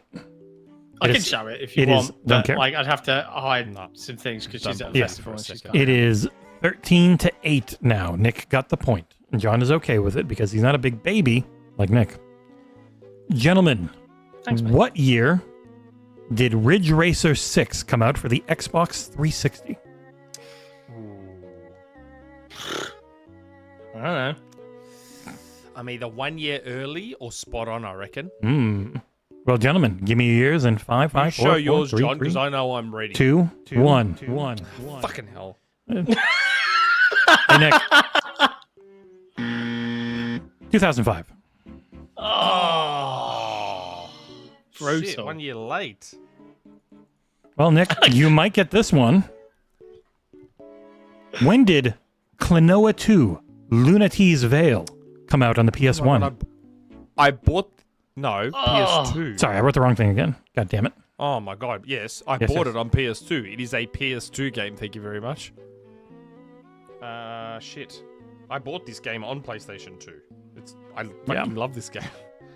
Shit, what year? Because I originally had the first one in there, but then it was too close to a bunch of other years. No shit, idea shit, whatsoever. shit. What's the game called again? Klonoa Klonoa 2. Lunatee's Veil. Shit. Gentlemen, give me your year in 5, 4, 3, 2, 1. Oh, I've gone way over. I mean, you both actually gone over. Oh, wow. Yeah, I thought it might have been earlier. 2001. 01. Yep. Yeah, fuck. Sorry, Nick. I tried to throw you a bone. Oh, wait, I should have this on a little bit. I mean, Yeah. I mean, as you now know, I bought the game 24 years ago. So yes, it was difficult to remember exactly when I bought it. I did throw another arcade game in there. This, a regular arcade game. Sticks and buttons with a CRT monitor arcade game known as Lucky and Wild. Oh, I played this. Me This too. was a fucking cool game. It too. was. This was a fucking Was this a cool Western game. thing? I think memory. It was an action game. It was kind a of game that had a car cab with guns as well. yeah. It was so fucking cool. So you were in a car and one guy drove, one guy shot. It was cool as It was shit. fucking cool. Yeah. It was I have no idea. He'll guess the same year as me, or he'll guess the right year. All right, gentlemen, give me your Put up years. yours first. I'm sick of your shit. You put up yours 3, first. 2, 1. Go, put it up. Thank you. John gets the point. It was 1992. Wow. I knew it was like 90s. I just couldn't remember where in the... It is now I'm thinking in my 14 head, to 8. Daytona was like 93, 94, and I thought it came after Daytona. I need only one more point. There's 4 more questions, so Nick could get 12 more Okay. and get to 20. But he won't. Gentlemen, what year did they release a Thundercats game on the Nintendo DS? I don't Oh my god. man. I don't fucking know. I'm going to go mute my wife's laptop because it keeps dinging. You got time. Thundercats on the D. I didn't even know they made a Thundercats game on the DS. Wait, when was the DS? Are we talking 2010 era? The 2010s? DS. Thundercats on the DS. I mean, that thing went forever. When did the Switch come out? 2017? The problem is the Game Boy Advance kept fucking going forever. I'm gonna go. I don't know what the hell is going on over there. We're just ba-bump from Discord like 100 times in the last 2 minutes. I'm going for early. Gentlemen, give me your years in 3, On the DS. 2, 1. What do you mean early, John? Are you smoking Early crack? 2010s. Oh, Early 2010s. well, because you nailed it. Yes! Okay. That thing went forever, and the Switch didn't come out till 2017. So, There was a 3DS in between, John. oh, Yeah. You lucked into it with bad logic. Oh. Another arcade 100% game, luck. one both of you know very well, especially if you like pistons in your pistols and foot pedals. What year did Time Crisis 2 come out at the Crisis. arcades? 2. Time Crisis. Time Crisis 2.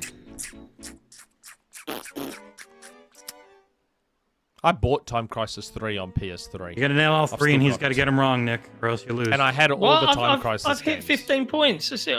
you're I've won. you're up 17 to 8, and there's 3 left. He can get up to 9 points. I thought it was first to 15 wins. No. There was no first two Never. with anything. That's Oh. with name a game. There's 15 total, and we do all of them, and the math works out. Time Crisis Yeah. 2. I have no idea of the time crisis. Fuck, this is a tricky. Gentlemen, give me your years in I'm gonna 5, change it. I'm gonna change 4, it. I think I'm 3, late. I think 2, I'm late. 1. I think I'm late. I think I'm late. It was 1997. John is the winner. Fuck. I thought it was late. I thought 2000 might have been late. We'll go with What year, for fun, as John has one, what year did Ace Combat come out on the PlayStation 1? The original. Again, they've got a lot of huge series, so you guys have heard of pretty much all of these. Yeah, Bandai Namco are kicking butt. It's mostly been Namco. Bandai was a toy company. I reckon I'm 1 year early here. Give me your years in 3, 2, 1. 98 and 96. You are 1 year late. It was 95. Oh, All right, for the I've been 1 year late on so many of them. I know. For the very last one, for fun, another electromechanical game, but one near and dear to my heart. The moment I saw they made this, I was shocked.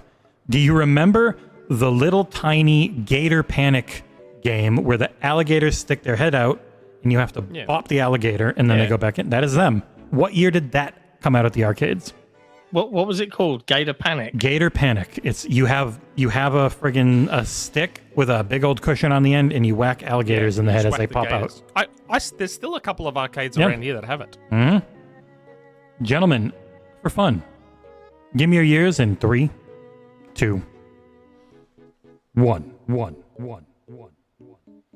Off by 1 year is Spieka Mechanico. It was 1988. So I get a point. You do. You win 18 to 8. Wow. And that is the end of Name a Year for a Game, my dear. Congratulations to Clutch Quando. You have won a game code from Jesse's big list of game codes. So please do ping us on the forums or on the Discord and make yourself known and collect your prize. Commiserations, of course, to Mattress86. We love you, but you chose the wrong champion. But if you message me, He didn't choose. I'll give you a code. Yeah, He didn't choose. I chose. feel free to send a message anyways, and I'll send you one. I have too many right now. Either way, it's always a pleasure to give something back to our patrons because they give so much to us. This year alone and last year, they've enabled things like Console Wars the card game. They've enabled the book. They've enabled us to be able to go to Gamescom last year and fly Nick there. Nick enabled himself to have business class. Patrons go above and beyond. And we've got so much to cover this coming Gamescom that we're almost a little bit freaked out And by even it. before it, thanks to being able to go to more events, I think it has put us in the eyes of more companies to the point where now we are we're invited to a lot of cool things. So I'm doing more travel right before Gamescom because I'm smart. Ursel went and saw Dying Like the Beast, which is out. Gyotso went to go and see something, which is out very soon. Also, Cengiz went somewhere and saw something that's not out until later in August. But we've been going places and doing things in a way we never could do. Really cool. I wish more Australian companies were like, "Hey, we're doing a preview event down in Sydney," and isn't there Australia Comic Con or something? Yeah, that would be one PAX. thing we could. Yeah, We've got PAX as well. You could probably go see a bunch of shit in there if you wanted. Yeah. Well, PAX is in Melbourne. Yeah, PAX is I'm saying literally we down the could road. get you appointments, probably most likely, to go see the whatever you want. exhibition center that they hold PAX. I usually park there when I go into the office. Oh wow, PAX, that's cool. To dox yourself. PAX is right here. But back to my original point, the patrons are awesome. If you're watching this right now or listening, You got so much louder. it was that bike. Yeah. It must have been that bike. Yeah, your gain Sorry, went. everybody. Oh my Sorry god. about that. If you are listening and deaf right now or watching, consider supporting us directly by heading to patreon.com/XboxEra. Even if you're a gooner, you'll be approved. Oh. Thank you for coming and sorting us out and keeping us alive. We appreciate you. One of the perks of being a Patreon member is you get the opportunity to ask a community question of us every week. And we're going to dive into those now after Nick's indulged himself with the thing that he has. There it is. Nick is a creeper. Minecraft Switch game case. For audio listeners, that's what he's holding. How cool is that? It's a creeper. Much like Nick. Teehee. Sorry about the loud mic, people. All right, where are we diving in? Form or forum, Nick? Form. Forum. Okay, first question is from our friend Luke from the Xbox Expansion Pass. Go check them out on YouTube. Really good. Good interviews. Hi, guys. In general, would you say there is more good news or bad news in games? Do you find that being in tune with things changed your enjoyment level? I think do, as and it's a people conundrum. who report a lot of news and cover news, there's way more good, but it gets Yes, I think there's more 1/100th the clicks of bad. Correct.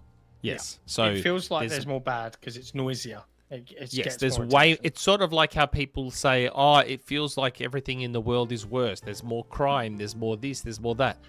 There probably isn't. You just hear about the bad a lot more. The bad is amplified. Yeah. Because absolutely. unfortunately, human nature dictates that bad gets more attention than good for some reason. Because good Right. is dumb. That's just unfortunately human nature. If you ever watch Spaceballs. Yeah, I have watched. Yes, but in terms of what is more, there is more good news. Like I would say, it can probably be. I wouldn't be surprised if it could be proven statistically that there's more good. But the And, like, bad the gets simple- more attention. The simple fact is that every day, every week, there's probably a good video game that's come out and that someone out there is enjoying playing. They'll always take to social media and the places that you're watching or listening to complain, but they'll very rarely jump on and be like, "Holy fucking shit, this is awesome!" Or I had a Think good about it. time. Like, ask yourself: anytime a new studio is set up and it's in the news, they've set up a new studio. You see an article or two, and maybe people on a YouTube channel will talk about it for like 30 seconds and go, "Yeah, cool." But as soon as you hear a studio shut down, oh boy, there's so many articles and All there's so over many that. rage bait videos, and that's Redfall that's how it sucked. is. Like, I even did an article for in the earlier days of Xbox era. I wrote an article on a new indie Brazilian studio opening up. Yeah. Do you reckon anyone cared? No. That's the how it is. depressing conundrum is human It's nature. just how it is. Thanks, Luke. Okay. Thanks, Luke. Next question is from Paul. John and Nick. It's always good when Jesse's excluded.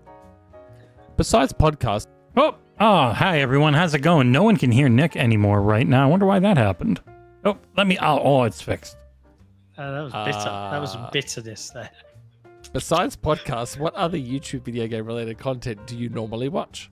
I'm not necessarily looking for any recommendations or anything. I'm simply interested in understanding what might inspire you in producing more Patreon exclusive content. It's very funny because this should be a question for me because I do most of the Patreon exclusive content. The gaming content I normally watch is something that I would not have the time, energy, or interest in creating myself, which is guides for games. Like, You love Mecha. I was obviously 100%ing Donkey Kong Bananza. So when I got to like the final couple of fossils / banana gems that I could not find, I looked up YouTube guides for those last couple. But I don't have the energy or, frankly, the time to make those guides. It's a very specific full-time way job. of playing games that people who really like it feels like Patrick Mecca just plays those games like that anyways. So for him, it's just like, well, I was going to do this shit no matter what. This is awesome. I'll make a career out of it. And I don't have that in me. I do it in the way of I like reviewing them. And so that really lent itself well for doing all the reviews. But yeah, I could not do guides. I think. I reckon I could do Let's Plays. Yeah, I reckon I could do Let's plays are fun. Like, they're definitely more interesting to do. But like, in terms of like video game stuff that I watch, very little on YouTube. I don't really listen to a lot of other podcasts. I occasionally watch, funnily enough, Luke was the previous question. I often watch a lot of his interviews, especially if it's a game I'm interested in or a creative director that's done a particularly awesome job with something. But predominantly YouTube for me is the occasional Corridor Crew because I like seeing how visual effects are done. And Verita Serum is my go-to channel of choice. It's nothing to do with video games in particular. It's just interesting mathematical or physical or science questions and conundrums, and he posits for like 20 minutes to an hour about a subject, and you just get a little bit of input. But that's about it. And I think our Patreon influences have been Giant Bomb with their quick looks, doing the Patreon peeps, and we do owe our community movie commentaries, which we owe our movie movie podcasts. Yeah, and I've been watching a lot of movies. I've seen Jurassic World. I've seen Superman. I've seen. And we've been busy. What was the one I just watched and I enjoyed? The Unicorn. I watched Happy Gilmore 2. Watched Happy Gilmore 2. It's all right. Man, was not terrible. Yep. I was shocked because most of those many years later sequels, like Anchorman 2, Coming to America, I liked Anchorman 2. Anchorman 2 was probably the best one of those. But man, Happy Gilmore 2, not that bad. Especially for a guy who's most of his movies are, I'm just going to go to a really nice vacation with my friends and a film crew. This was a different one. Happy Gilmore 2, 29 years later, so that's probably the second largest gap behind Coming to America. I think might be the second largest gap, if not the largest gap between sequels. Man, I was shocked. Because I was expecting it to be just fucking atrocious, like Zoolander 2 was, and even Coming to America 2 was. Man, I was shocked. It was good. It was actually pretty funny and good. Blade Runner 2 would have been, what, 35 years?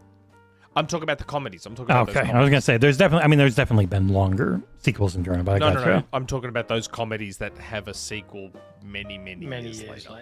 Yeah. I just expected Happy Gilmore 2 to be shite. I was expecting it to be I was surprised shite. to see it in the 60s on Rotten Tomatoes. Yeah, it was solid.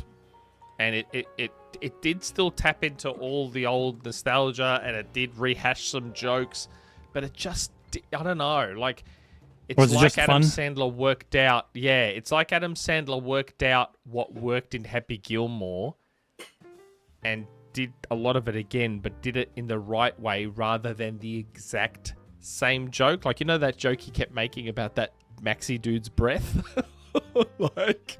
And then you'd see other people talk to that dude and go, oh my God, because his breath was so bad. He actually did it quite well. I thought it was good. And Shooter McGavin, his character actually evolved. He wasn't just Shooter McGavin from Happy Gilmore. He was, but he evolved because he spent 29 years in a mental asylum. So it was good. I thought they did it really well. Yeah, Spinal Tap 2 might be the longest now. And that is a comedy.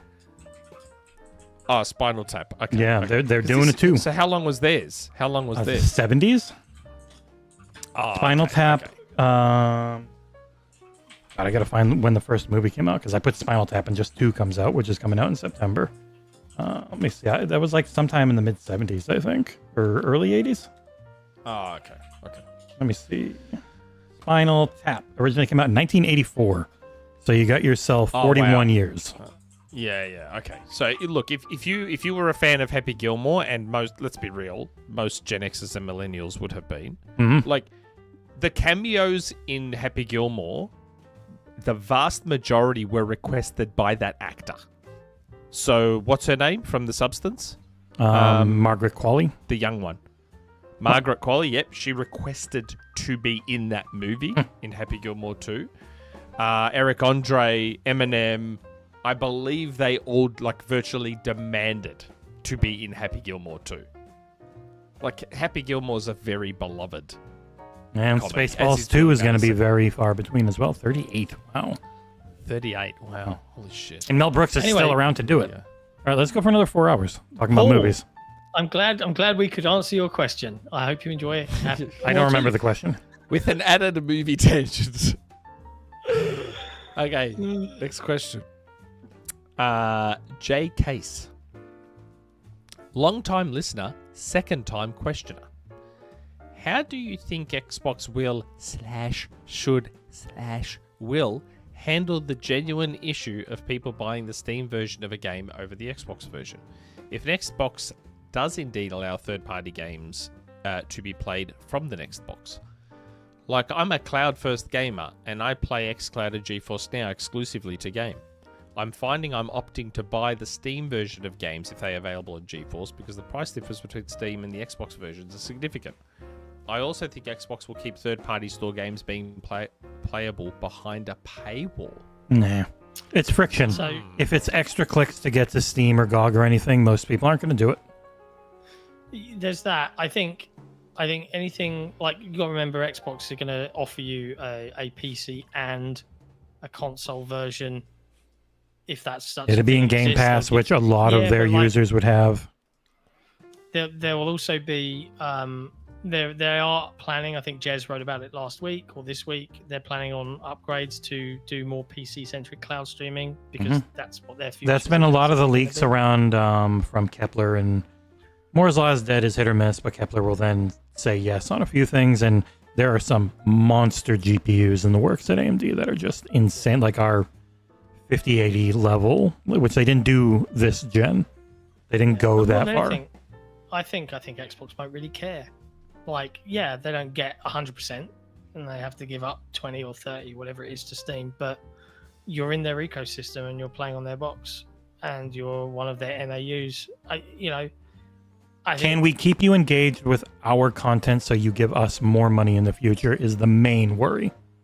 Yeah. At all. That's my guess anyway. Yeah. But yeah, I think you're absolutely right. Like, Game Pass as it exists right now, you won't be able to put that third-party content on Steam or that third-party content onto another console platform. It has to be. I feel like the true exclusive in the next era of Xbox is Game Pass itself. Like, it can't really exist. You might get like an EA Play version of it on PlayStation maybe, or on Nintendo in the future, but as it stands today, all of the day ones that you get that aren't from Microsoft, I don't see that happening on other platforms. Then those publishers or those indie developers are not going to go for that at all. But yeah, glad you asked a second question. Make it a third. Go for a hat trick. We'll see you next week.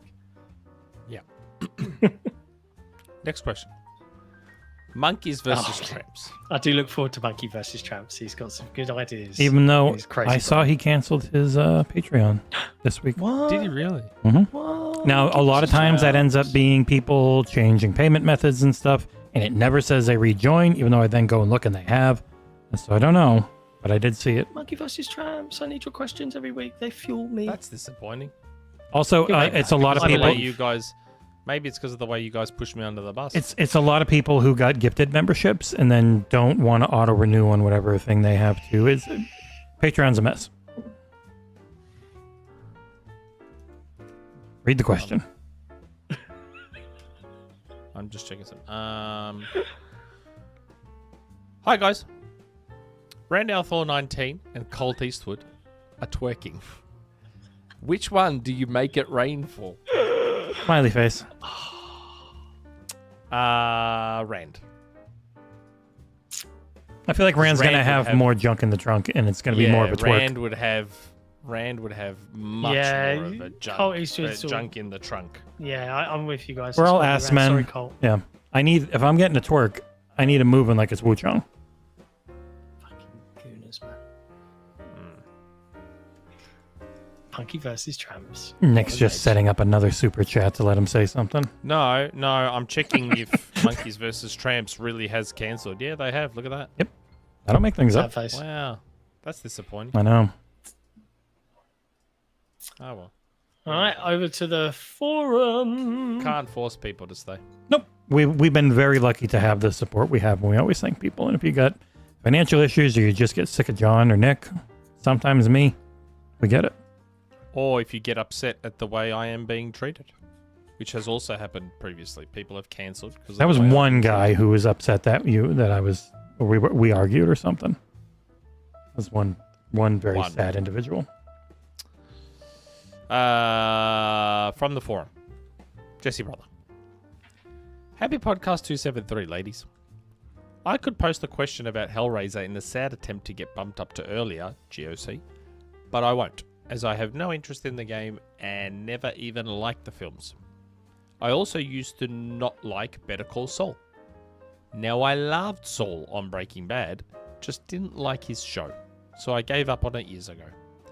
Recently, I gave it another whirl and have been liking it a lot more, as I love the storylines featuring Nacho, Mike, Gus, Lalo, Howard, even Kim, as long as it was a scene featuring her, that it hit me.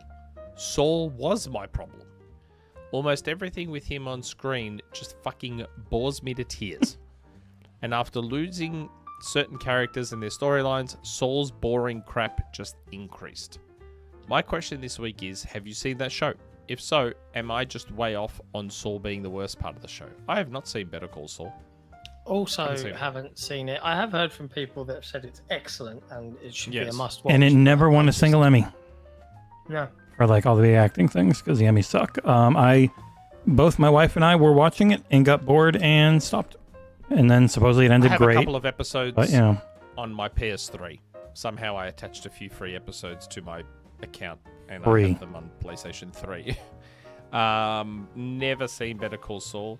Having said that, that actor, did you know that Nobody 2 is coming out? Yeah, looks good. Yeah, I'm real. Yeah, they're going on a vacation. It doesn't go well. Nobody. Queensland at the cinema there in Maroochydore. They play random trailers in the background on a big screen in the background, and I was like, Nobody 2? I didn't know that was a thing. I did not know that. Yeah, it looks good. Can't wait. There you go. I didn't mind Breaking Bad. And yeah, what Travis is saying is what I've heard a lot is the ramp up to the end of Better Call Saul is amazing. And Vince Gilligan's doing a new show with Rhea Seehorn on Apple TV, a sci-fi show. Yeah, they are the home sci-fi, like that. Yeah, that is the best sub out there by far. Though we started up the Sandman season 2 on Netflix. It's really good. I'm only episode in. I'm like, yeah. I love how like slow and deliberate the Sandman is as a show. Like it doesn't want to rush. And I'm just like, yep, I'm here for it. Well, I mean, it's the guy who's in control of your dreams. So yeah, I wanted to start watching the final like conclusion like yesterday, but I'm not allowed because Kat's not back from her trip yet, so I've been banned. Makes sense. I'm also really enjoying Strange New Worlds. Like, yeah. I saw reviews like shitting on it, and I'm like, guys, this is like proper old school Star Trek. Sometimes it's silly, sometimes it's serious. Great. Like, I love it. I love old bit of Trek. Anyway, yeah, Better Call Saul. Never watched it. I said Hellraiser, but there's nothing about Hellraiser in that question. Okay. Oh, yeah, it Next did question. it. Oh, no. Next question. Nope. All right, I won't do it the whole time.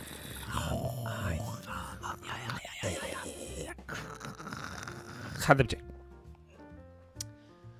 Aside the whole Wuchang Fallen game that be for gamers that are gooners, I sure do enjoy anime and other waifu games like Genshin Impact, Zenless Zone Zero, Honkai Impact 3rd, and Blue Archive. So yeah, that. And have you gents played games that have a hell of a lot of waifus? Oh yeah. Heard a popular waifu game called Uma Musume Pretty Derby, where the waifus are humans with appearance of a horse racing to win first, second, third. No. You're out there on an island on your own there. She's been watching the Giant Bomb where they've been playing Uma Samumi Pretty Derby. Oh yeah. Is likely waifu impact. What is that? Look, you're going to look at your screen and be like, what the fuck? In a few seconds. That game doesn't even exist. Yes, it does. I'm playing a trailer for it right now. They are pretty anime girls who are also horses who race around the track. That is the game. What's real. It called? It is Uma Musume. Uma Musume Pretty Derby. There are a lot of people are playing it now. I copied the wrong thing. Oops, I copied the wrong thing from the question. That's weird. My bloody edge just can I find? Here's some gameplay. Spazzed out and yeah. My So edge just spazzed out. Yeah, it's mostly actually this, and people are always disappointed when they start playing it. Oh yeah, wow, look at that. Madness. Yeah. Madness, people. Like it's on the mostly App Store. It's mostly I have an iPhone. Well, look at the screen. It's mostly just this. And then you go through and you get the girls racing and shit. But yeah, it's really weirdly weird. Well, yeah, I get the girls racing. God, you're fucking gooner. But yeah, and I then you sure go do in. get the girls racing. You got your visual novel stuff, and they move their mouths. Makes people happy. But yeah, they are horse racing ladies. It's mostly visual novel. But they're Wonder 3D what and they the move. age group is. I wonder what the age group is on these games. Kyoto Turf. Practice race.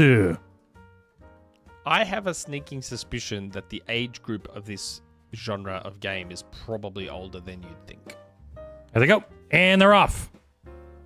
They all seem to be in the zone. This should be a good race. Coincidence and Bree Shuttle are locked in a struggle for the lead.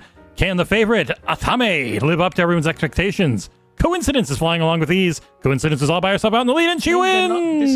This is just racing. This is just running races. Yeah, they're horses. There are horses They're in not horses. but there They're are girls with tails. I know, but there are horses in real life that I think they're named after and stuff. I'm so confused. Fun fact, you can put a tail on a girl right now. With a certain plug. A butt plug. No. Ooh, woo, daddy. Give me the butt plug. Oh, yeah. Oh, Just saying, you can put a tail on the person right now. And the Greeks are way into that stuff, so you've probably done it. A very authentic looking tail. You can probably go and made from real horsehair. Possibly. Yeah. Hytham in the chat. Technically, they're horses, but they're cuter and hot. Yep. They are supposed to be horses. Fuck. But yeah, this game's been taken off with streamers and then hit with giant bomb in them. I do So not yeah.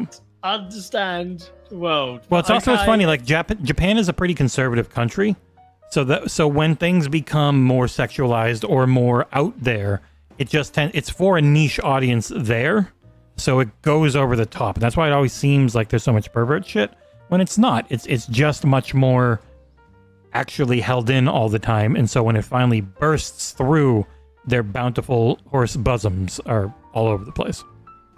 Bosoms, not bosoms. Right. Okay. That's all. They're most likely not horses. They're probably girls with tail butt plugs. They are supposed to be horses in the context of the game. But if you were to cosplay as one, You you would, need that horsehair butt plug, right? yeah, but that's not going to Gotta throw be your careful pants. when you tug, that's all. Yeah. Whoop. No, be careful when you tug. You don't want to tug too hard.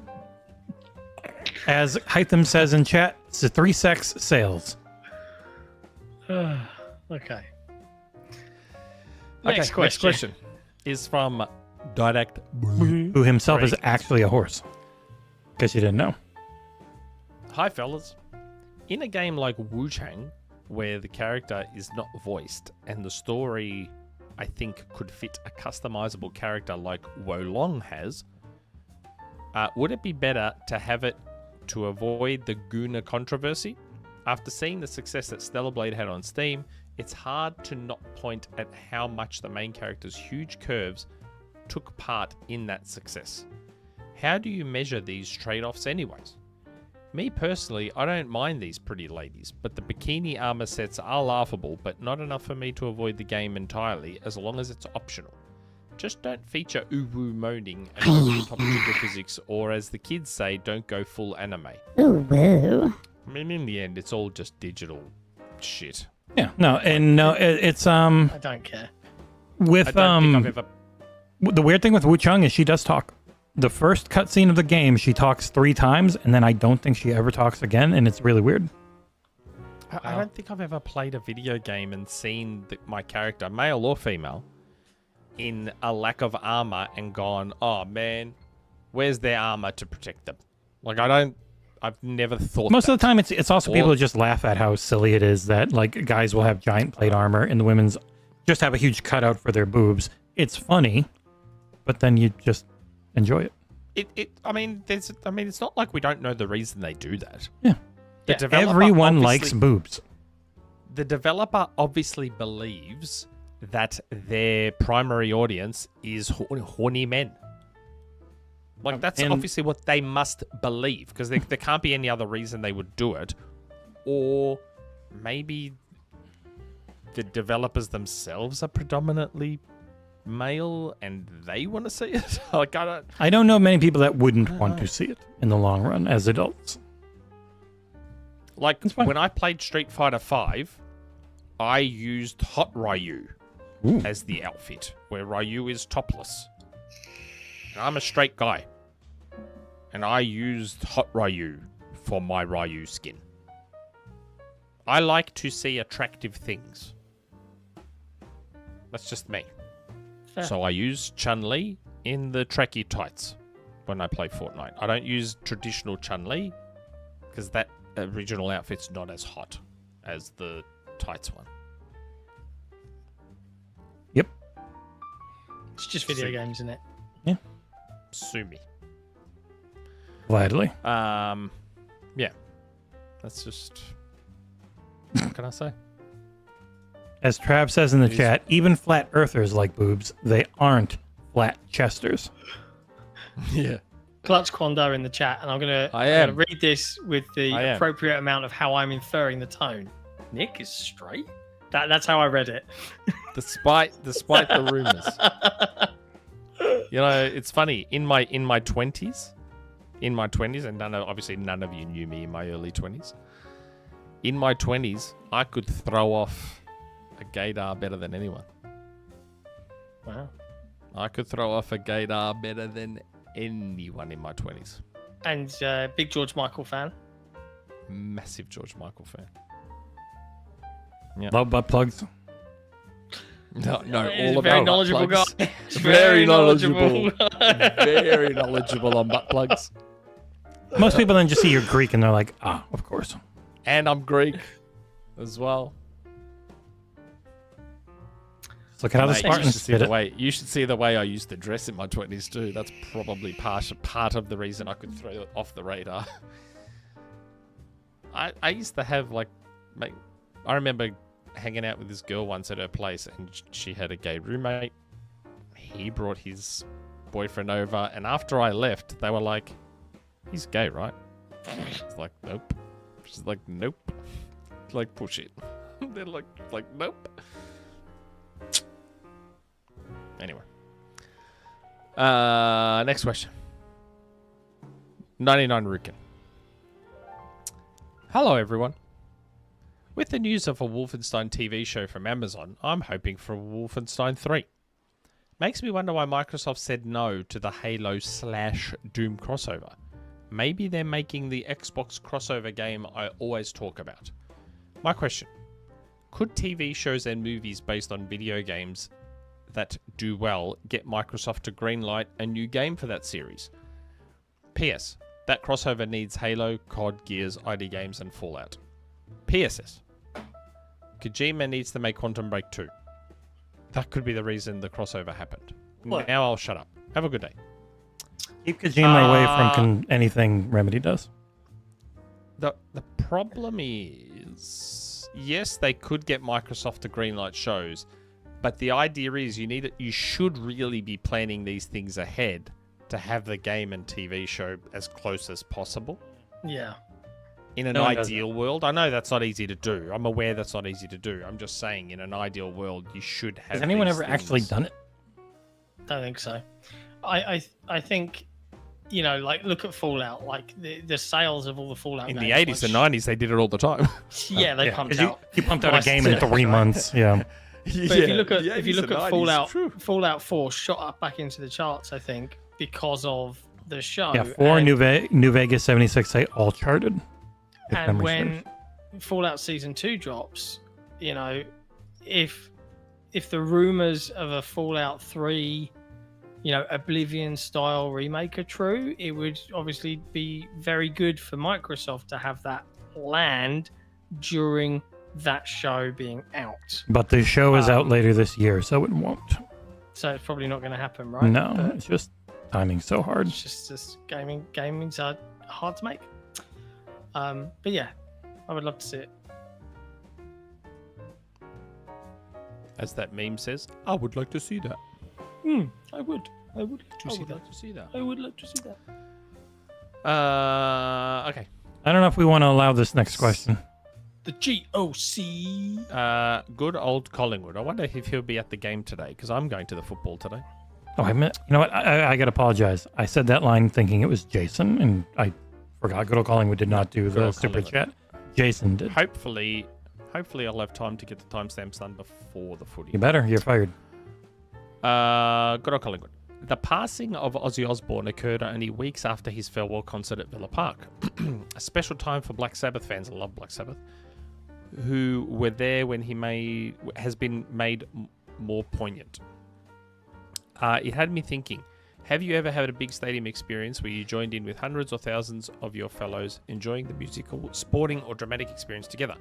I know that Nick has that experience also every week, watching the Pies at the MCG, but have John or Jesse had any memorable stadium experiences? Yes. I think we went to an early WWF pay-per-view, and I remember it being pretty, like, ridiculously energetic. Unlike most of the sports media, I'm not into wrestling much anymore, even though I keep reviewing it, so I'm sure people yell at me. I haven't really been to many sporting events because I've always been poor. That's it. What about you, John? I would say seeing Tool at Wembley Arena. They packed that fucking place, and Tool fans are a breed that really love Tool of all music. Like it's just horribly elitist of us, but yeah, Tool is very special to us. But you can't really mosh or go crazy for Tool because their time signatures make no fucking sense. So you end up with just these groups of people just like experiencing it because nothing's in 4/4 for the most part, right? But they usually play a few bits that get to 4/4 and you know, some of the lyrics, and you hear just everyone screaming it out loud. And it's funny because I took Kat and I'm in hog heaven. I paid for like epic seats. I was like, I got a full view of the van. I'm close to the stage. This is brilliant. And she had earplugs in. I was like, what did you think at the end? Because I've been trying to get her to like Tool for fucking 2.5 years. I don't like Tool. And she's like, it's like, she's a professional musician. She's orchestra trained. And like, from my perspective, I'm like, everything they do musically is so interesting. Like, and she's like, no, it's discordant and I hate it and it should make sense and it doesn't. I don't like Tool. Yeah, but loved it. The only other close experience I've had where everybody reacted at once was seeing Les Miserables for the first time. And like, Les Miserables. Yeah, and I suddenly realized at the end that I was fucking crying. Wow. I was like, what the fuck? And it was like, wow. And then you look across, everyone's on their feet, fucking standing ovation, bawling their eyes out. And I'm like, Jesus Christ, what the hell? When did that happen? Like, when did I get affected by this? But they suck you in with it, man. We're going to really see well the done. Stardew Valley concert in November. I'll miss the show. It's on a Saturday. And my wife and I have played so much Stardew Valley together that I bet you it's going to be a lot of fun. That'll be the first concert I've been to since my uncle took me to see Pearl Jam or something a long ass time ago. I don't remember. Pearl Jam in concert. Yeah. It was so loud I got a migraine. Like 20 years ago. Like it was just so loud I couldn't take it. I don't particularly like Pearl Jam, but my work, where I was working at the time, had a box at what is now John Cain Arena in Melbourne, and every time there's a concert there, people can call dibs on seats in the box, and no one wanted to go to Pearl Jam. So my wife and I were like, okay, we'll go to a free Pearl Jam concert. I know, like, Even Flow and a couple of others. Even Flow I like. Yeah, Even Flow I actually like that. I do like Even Flow as a song. And a couple of their other songs. But like Ozzy Osbourne, though, like good old Collingwood's question, I'm glad I saw George Michael in concert in 2010 before he died. I went to his concert in Sydney. I think I've told this story before. George Michael's concert was incredible. And just a bunch of Gen Xers and a couple of boomers just all in this fucking stadium watching George Michael. And everyone was up dancing and singing because George Michael is incredible. But yes, like good old Collingwood said, going to the footy every week. Like the 2023 grand final was one of the greatest days of my life. It was just...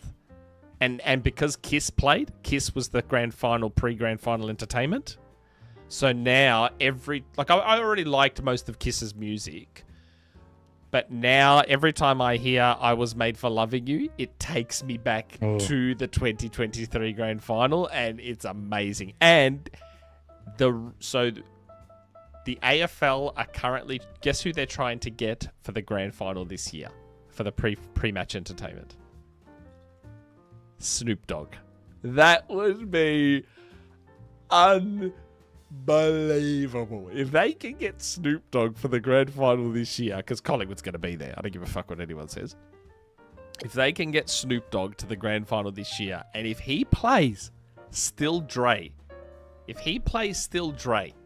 at that grand final, Snoop Dogg comes out and you hear that piano, that dun dun dun. Oh my God, I will fucking go off. I will go absolutely fucking off. All right, Oh then. my God. I hope they get Dre. Sorry, Snoop. I hope they get Snoop. That would be unbelievable. I'd be so happy. Okay. Last question. Skedaddle. Hey guys. What do you think about PlayStation hiring for roles focused on executing a multi-platform strategy across all digital platforms? Nick, it means not just nothing. PlayStation hardware. I didn't say it means nothing. With Jez Corden hinting that the next-gen Xbox might run Steam, which already hosts Sony's games, do you think Sony could be considering cutting out the middleman and self-publishing directly on Xbox? It might make strategic sense, especially if Microsoft is offering them a better revenue cut than Steam to sweeten a potential partnership. Curious to hear your take. He hit our We take. did unfortunately talk Yeah. about this. That essentially was our take, where it would make sense if they give them a better cut. Like that And would it be a good depends how much incentive. the port costs. Yeah. It depends on porting costs as well. So if porting costs aren't much, It's also then not yes, the last it would question, by make- the way. Oh, isn't it? Yep.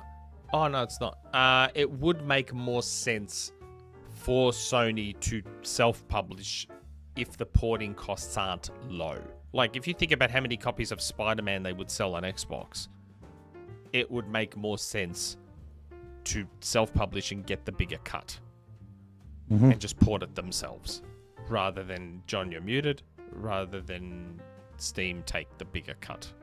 There is an element of resource planning that has to go into whatever they do, right? They do not have the capability and size and scale of Microsoft or Ubisoft, or it for that matter. So, like where we've seen Nix's doing the Helldivers 2 port, all right, so now that's done, what's the next thing they might port, right? And it's going to be done on value of the IP to the PlayStation brand, where it makes the most sense to get additional sales, yada, yada, yada. But they can only ever do one of these at a time. So studios that aren't capable of multi-platform development, which for PlayStation, most of them aren't. They've always been just PlayStation exclusive forever.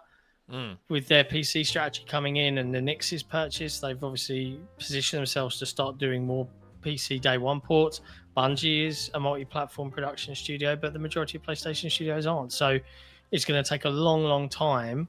And I think it suits PlayStation's business model to, always PlayStation hardware first.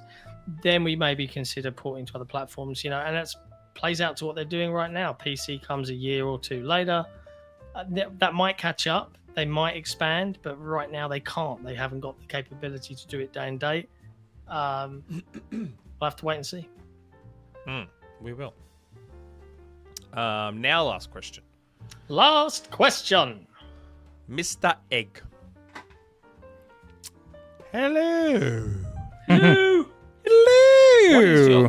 What is your dear. favorite? What is your? Yeah, I was channeling Mrs. Doubtfire. Yeah. Hello, dear. Hello, dear. What is your favorite book? Have a good one. This one's easy for me because I've basically read 6 books my whole life. The last one being in 1997, which is Jurassic Park. The Lost World Jurassic Park. That's my favorite book. Wow. This is my most Very read. good book. I don't know about favorite. It'd be tough, but the complete Sherlock Holmes, my wife ended up getting me another copy because I lost one in our apartment fire a long time ago before I moved down here, my brother and I. I've probably gone through this like 50 times total in my life. Nice. And you have it right there to hand. Yep, I haven't read a page of this one. She bought it Looks for me a very few nice. years ago, and I haven't I feel bad. The What about you, gold John? leaf. For me, I read a lot. And I would say my favorite book of all time ever is probably going to be The Talisman by Stephen King and Peter Straub. The Duffer Brothers are gonna try and make one for I you. know. I'm so excited Yeah. because the Duffer Brothers have done such a great job with Stranger Things, and Stranger Things reminds me a lot of Stephen King's work, which mixes genuine, scary shit that kids have to deal with it.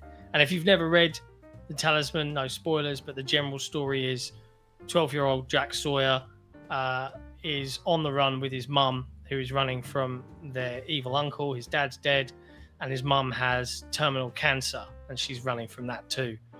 And then one day he finds out that he can flip between worlds. If you've read Stephen King's Dark Tower series, you'll know about other worlds and all this sort of stuff. But the nutshell is he can flip to a world called the Territories, and it's like everything's beautiful and clean and pure there, and they have actual like magic and shit. But if you walk a mile in the Territories, you'll walk 20 miles over here.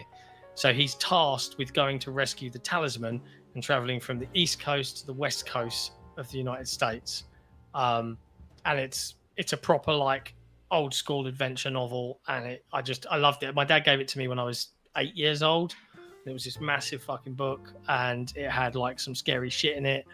And it's absolutely worth a read. You should read it. It got a sequel called Black House, which is a time jump. Jack Sawyer's like 40, I think. And I found out last week, Stephen King, even though Peter Straub, who co-wrote them with him, has died, they're writing a third book with Jack as the character, and we've got another time jump, and he's like 50 something. And they raised Peter Straub from the dead to help go write it. I doubt it, and that worries me a little through bit. Through AI.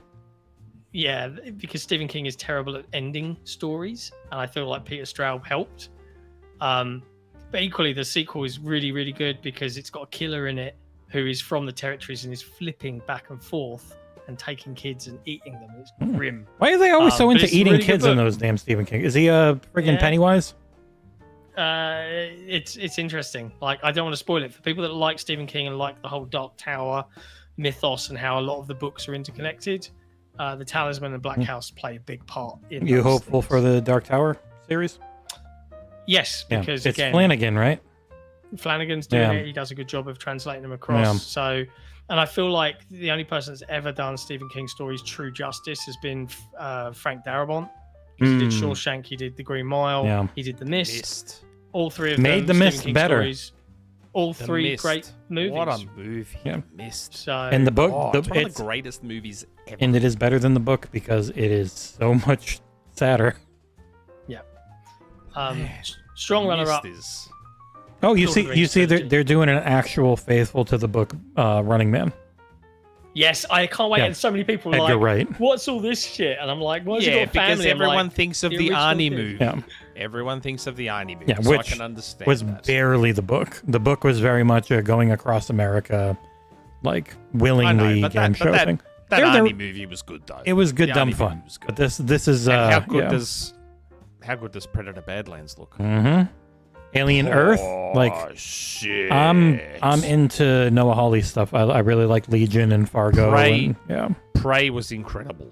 Prey was so fucking good. Yeah. And Predator Badlands looks great. And they just But put it's funny, you know. they put Danny Glover and Arnie's characters into the cartoon ending. They weren't there originally. Oh wow. Yeah. Wow.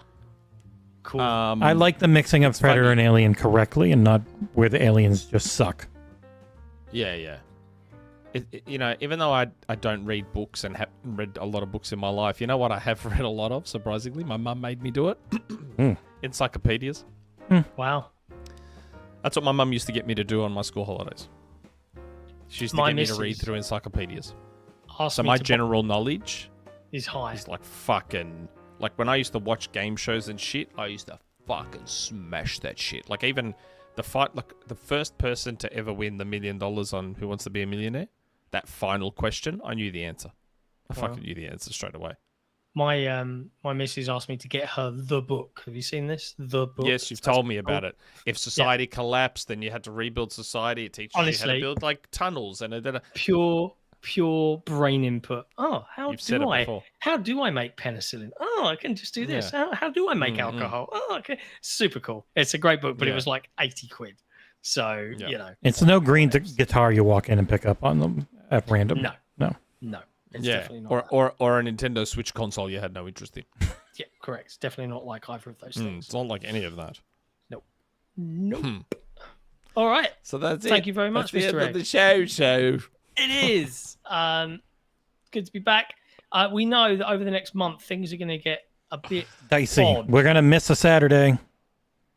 Yeah, we're 23rd. gonna miss a show. Yeah. I told Nick Unless I do it on my own. Well, the big thing that like people have paid for is to hear about Gamescom. So we were thinking, I don't know if you could do it the Monday after. So we'd miss the 23rd because both John and I are traveling back home on the 23rd. How could I do it? It would be a work day. I know, but if you're working from home and you're just hanging out, because I wouldn't be able to do it. Yeah, the makeup show might be on the 25th on Monday to talk about Gamescom and everything we saw that isn't embargoed. Then back to the regular schedule because like headlines, we're gonna miss some, and we're definitely gonna miss the 23rd as a podcast. Yeah. I don't understand why you can't do it from there like we did last time. We're flying back on the 23rd. Like Yeah, I'll be flying all day. Yeah. Okay. And the night before would be rough because I have to get up extremely early to take the train all the way to Frankfurt and then fly. So it's going to be a pain in the ass. Equally on the 16th, I won't be here because I'll be flying back from Colorado Yeah. back to the UK. So you guys will have to get Maybe guests I for can that convince like Rand or someone to do the You show can with tell me. him it's my birthday and that it would be a present to me. I'll see. But yeah, Just do it straight in StreamYard or something. yeah, easy one. No, he means on the 23rd. But- I meant on the 16th. Otherwise, thank you everybody for tuning in, watching, and listening. If you're on Spotify, Thanks, Saul. if you are on any podcast platform, please consider dropping a little review because we probably don't ask you to do that enough. And as always, if you enjoy what we make, what we produce, the crazy amount of content we've had this Like month the stream. and next month, yeah, like the stream, but also consider supporting us directly on Patreon by heading to patreon.com/XboxEra. We will be back on Tuesday with the latest and greatest in video game news. Already a and lot in there. headlines, My God. and Thursday. And then Saturday, we'll be back for the Xbox Era podcast. Until then, dear friends, be good to each other. Gooners, stay gooning.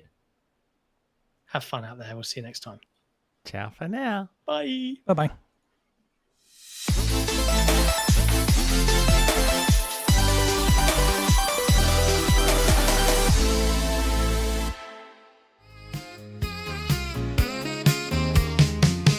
You were here before, couldn't look you in the eye. You're just like an angel, your skin makes me cry. You float like a feather in a beautiful world. I wish I was special. You're so